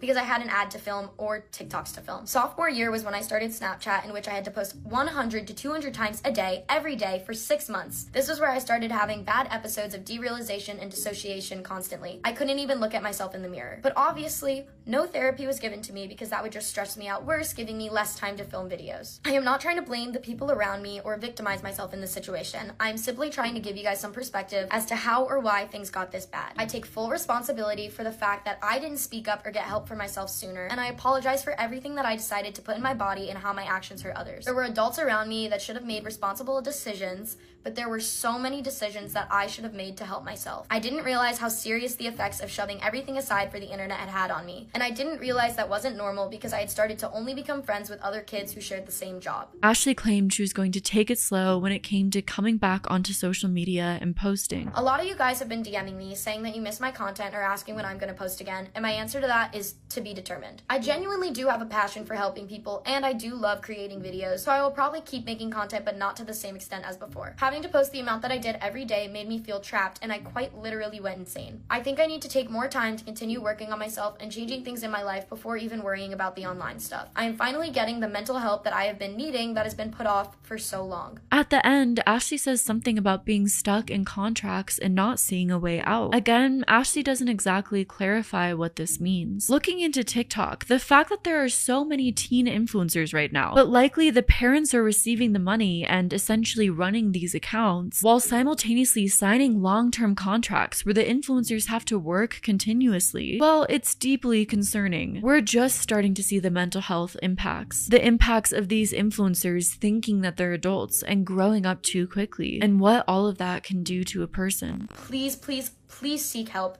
because it is never too late to turn your life around. I had found myself stuck in some pretty difficult situations and contracts that made me miserable, and I thought that my only way out was using. I wake up every day acknowledging how lucky I am to be alive, because if I had carried on in the state that I was in, I am confident that I would not still be here. It is unfortunately too late for me to change anything in the past, and all I can do now is live a truthful life from this day forward. Thank you guys so much for your time, and thank you guys for listening. From these response videos, it became clear very quickly that Michael Barnes was a contributing factor into Ashley's decline, not getting her help when she desperately needed it, which is bizarre considering his career and background. Ashley commented that before even going into rehab, she had to find a new place to live. She was living with her dad beforehand. She's taking responsibility. That's a step. Someone said after a month, and Ashley responded, I had to find a place to live and go to rehab first. I also noticed that the dad's account from Michael Barnes has been deleted. Michael Barnes' TikTok account was deleted after this response video. That seems like a pretty big thing for him to do. What is he hiding? Surprised he didn't delete it after his following list was pointed out. What was his following list? OF models. They linked a previous post. Michael Barnes Insta following. His Insta is Michael Barnes 60. Look at his following. First pick is someone he follows, and second is something he posted. He is 60 years old. Ashley dad. I feel like we need to dig deeper into what her dad has been doing these past months and why she is no longer living with him. I know we can't blame her actions on him, but he definitely can be blamed for driving her to addiction.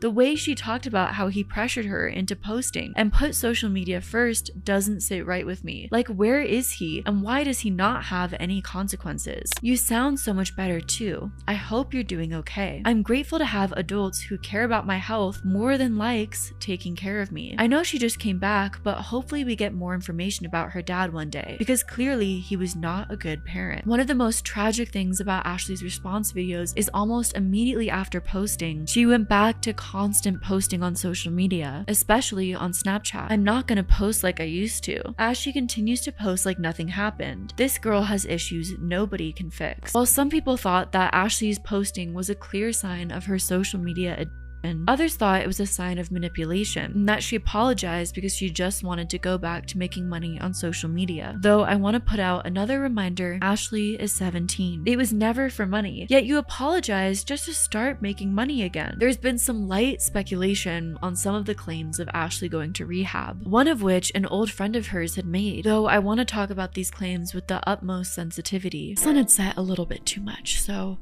I got some light. Sorry, it's getting a little dark. A Redditor did note that while Ashley was attending supposedly an inpatient rehab, people were posting her out in public frequently, which of course they probably shouldn't have been doing. And there was a lot of evidence of her being on her phone. Those two things, going out and about in public and being on your phone, are pretty hard to do if you're in an inpatient rehab. Apology not adding up. She's saying she hasn't been on her phone since the first day she got canceled, and she only saw the videos about her yesterday. But in the comments, she said she's been deleting an everyone were posting videos before and after rehab. And how was she in rehab for a month, but got spotted like 4 times? She shouldn't have said inpatient either. It would have been more believable if she said outpatient. What's the difference between them? Sorry, I don't know what they mean. Inpatient means being in a facility of some kind, like you don't ever leave the facility till your treatment is over. Outpatient means you're under a treatment plan, but not in a treatment center, which is usually like being there 5 or 7 days a week in the day for stuff like therapy and testing, but don't sleep there and go home at night. The friend who was with Ashley when she was spotted at Target, but is now publicly posting against Ashley, also made a post stating that Ashley was never actually in rehab. So she was not at rehab. I personally don't know what to believe, since the spotting at Target happened a few weeks ago, and Ashley mentioned having to fight to get into a rehab facility and having to move out of her home first, possibly having a messy fallout with her father and having to figure out various logistics before even being able to enter a rehab facility. The truth could possibly be something in between, where she entered a rehab facility later in this saga when she was in a safe and stable environment, though of course it's not necessarily everyone's business to know the exact details of, in my opinion. Echo, Ashley's ex-friend, made a post in response to Ashley's response. Owning up to mistakes and saying you're sorry, and most importantly getting help, is something deserving of "I'm proud of you." Capri also made a post responding to some of the claims Ashley made about him, primarily the claim that he lied about Ashley paying to take down his account. He claimed that that claim came from a few different reliable sources, but he also said that Ashley's manager contacted him saying that the rumors were false. Yet he decided to go ahead and post about the claims anyways because he knew that it would make for good content. One thing she said about me is that I made up the idea that she banned my account for $3,000. That is not entirely true. I heard it from 5 different influencers that that's what she did.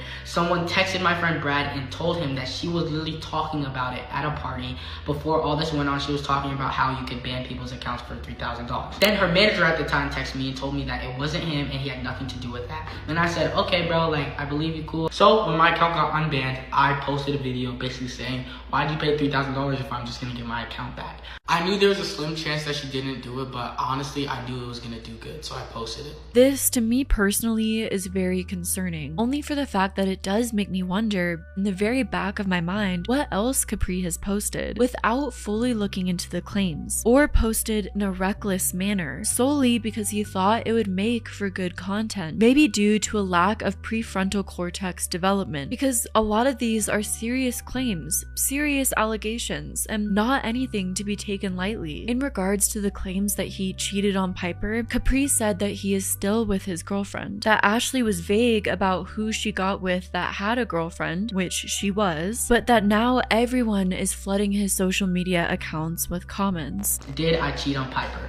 If you guys have eyes, you guys can obviously see, but if you don't, maybe put on your glasses because I'm in Piper's bathroom right now. I'm currently dating my girlfriend still.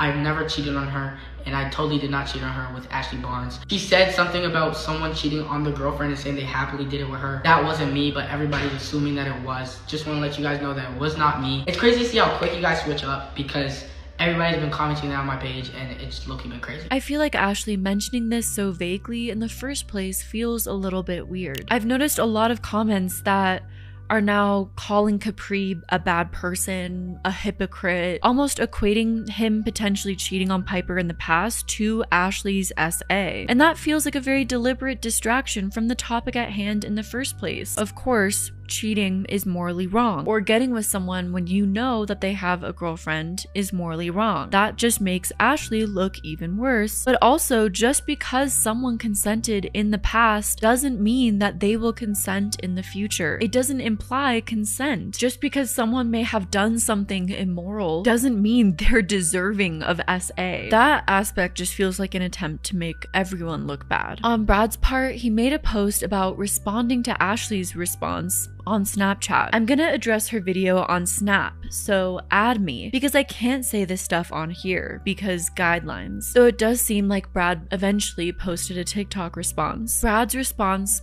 again, I think is most interesting because of what he chooses to focus on right out the gate. Instead of talking about Ashley going to rehab, receiving help away from her father, or any of the instances that happened the night of the hotel, the first thing Brad chose to talk about was that privately, Ashley only cared about money on on social media. She often had them do sponsors for things which Brad felt obligated to do because she would often pay for him. She claimed that she never like did it for like the likes or views or like the money or followers, but there's multiple like instances where she would complain that her videos weren't doing good enough, or like she wasn't gaining as many followers, that she's been stuck at a certain number for so long that frustrated her. And there's like multiple times where she was like, oh, like we need to do this ad, we need to do this ad, we need to do this ad, and like certain ads that she would get were specifically because I was there. So she would always like ask to do those ads, which is like understandable. Like she did pay for my stuff, like, you know, so I did owe her in that way. Brad also brought Ashley's sister into the situation. It seems that both of them now live in Florida, and Ashley's sister came up to him when he was out one time and said hi, and allegedly took a photo with him. This to Brad means that Ashley's sister is on his side, which also means that he wasn't in the wrong. This feels like a weird way of triangulating, or bringing someone who has nothing to do with the situation and has claimed she doesn't want to be involved in this situation into the line of fire to try to protect yourself. Ashley's sister said, oh my god, hi Brad, like I miss you so much, and she took a picture with me. Why would her sister take a picture with me if I was lying on her sister's name? Like, why would she like be on like my side about this kind of stuff? Like, that just does not make sense to me. But yeah, she always like, she claimed that she didn't care about the money and followers, and that's all she ever talked about. Even though most people had believed Brad and his story. Brad goes on for a bit in this video response, making claims based off of what other people had told him, saying that he believes them because they're trusted people in his life. This, in my opinion, is where Brad's age shows. I won't be showing this part of the video because Brad makes some intense claims about Ashley giving out substances or paying to get accounts taken down, and the only reason why he makes those claims is because someone he knows told him that, or he saw screenshots. Not to bring ageism into this, but I feel like most fully formed mature adults know not to involve yourself into situations that don't have anything to do with you, or make claims that you don't fully know 100% so publicly. It seems really reckless and dangerous. Brad said he didn't really consider Ashley's video an apology, which is fair, and from what he says afterwards, it seems like Brad doesn't think his story is believed by many, which makes me sad because I don't think that's necessarily the case either. I mean, props to her for like, you know, admitting to her abuse, but I still don't really consider that an apology video. She was more of apologizing to her fans of who she's become, not apologizing to the people that she quite literally probably traumatized. And there's so many people, 10 people like with reliable stories that were her best friends at one point. Why would all of us lie, and then suddenly she comes out of the story and now we're all liars? It's possible that this whole thing, bringing his situation to a public platform, has affected him quite greatly, given him a lot of trauma, and then seeing who's essentially his abuser come back to her very large platform and be received somewhat positively has affected him in a very negative way, and his mental health, which is really sad. Brad also mentioned that Ashley's memory or account of the situation seems to work in very interesting ways that end up being very convenient for her. She will remember with such clarity when she claims that people are not telling the truth. Like when she claimed that she never once lied about what substances she was giving people. But on the other hand, she'll have memory gaps when people are trying to hold her accountable and blame it on her use of substances, which is very interesting. How can she remember all this stuff but says that she never remembers anything because of her overusing, but she just can suddenly remember that when there were 3 people that all confirmed that she did lie about what she said it was? That being said, many of Brad and Capri's original posts on the situation are being deleted, as well as their response videos, which has led a lot of people to start questioning their entire story or wonder why their posts are being deleted. Brad deleted his response video. It was up for like an hour on his TikTok. Did anyone see it? It's already deleted. I feel like this is turning into very classic victim blaming, where they're really not able to do anything correctly, when really it could just possibly be that the situation is over and done with and everyone wants to move on. They don't want these videos as a sort of stain on their page, a bad memory that they have to forever see. Imagine such a public video of your worst trauma, your worst day, and it's being viewed by millions of people, seen at any moment. It could also be that they just got tired of people calling them clout chasers. The situation was discussed and they wanted to move forward. Maybe it was for a nefarious reason, and there were parts of the situation that were more exaggerated for views and engagement, as Ashley discussed. The reality is, this is what happens when teenagers are allowed to develop a platform on social media and run freely with little supervision, but profit massively, with parents who encourage it because they benefit from it too. Everybody's lying, including Ashley. Like, I think everybody is just dogpiling exaggerations and misinformation and lies, and how can they jump on this and how can they exaggerate this to make themselves more involved and blah blah blah. I think that's what's happening, and I think it's taking away from the people who actually endured trauma from that girl. And I think that Ashley is a problem, right? Don't get me wrong, I'm not defending her. I think everything that people are claiming at their core, I think those things are true, but I think there's been some exaggeration to help further the point. And like, I think also people are trying to tell stories without incriminating themselves at all. I do not think personally that Brad and Capri lied about the main aspect of this story, because I do think that would have been disproven by now. But if it does come out that there were certain aspects of the story that were over exaggerated, I think also personally that grace should be given to them, because it's so clear,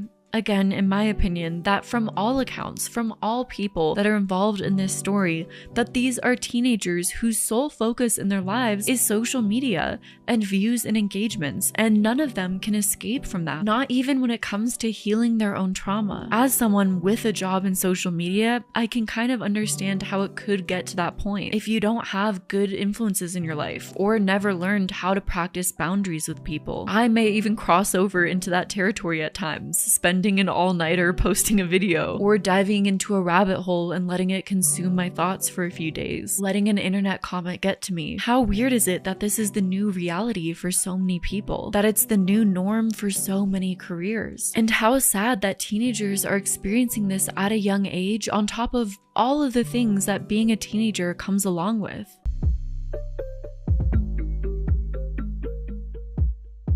Thank you to the Crimson Dragon 12 for posting this topic on my subreddit r/exploitation exposed, the proposed internet laws under child safety, and also thanks to my new favorite creator and journalist, Taylor Lorenz. We need to talk about proposed internet-wide laws under the guise of child safety. Age verification will stop free speech online. These laws, in the guise of protecting children from exploitation, will actually do more harm than good, since these laws don't apply to children but creators too, especially laws on monetary gain with minors, because the money is put in the hands of parents' abusers. These laws also include YouTubers who talk about child exploitation. It may cause censorship en masse due to it. Lawmakers are wanting to pass laws to censor the internet as a whole, and are not interested in protecting children from those exploiting them. It's a dangerous line to tread, and more people need to talk about it. Here in the UK, the Online Safety Act was rolled out last Thursday, and it's been so badly implemented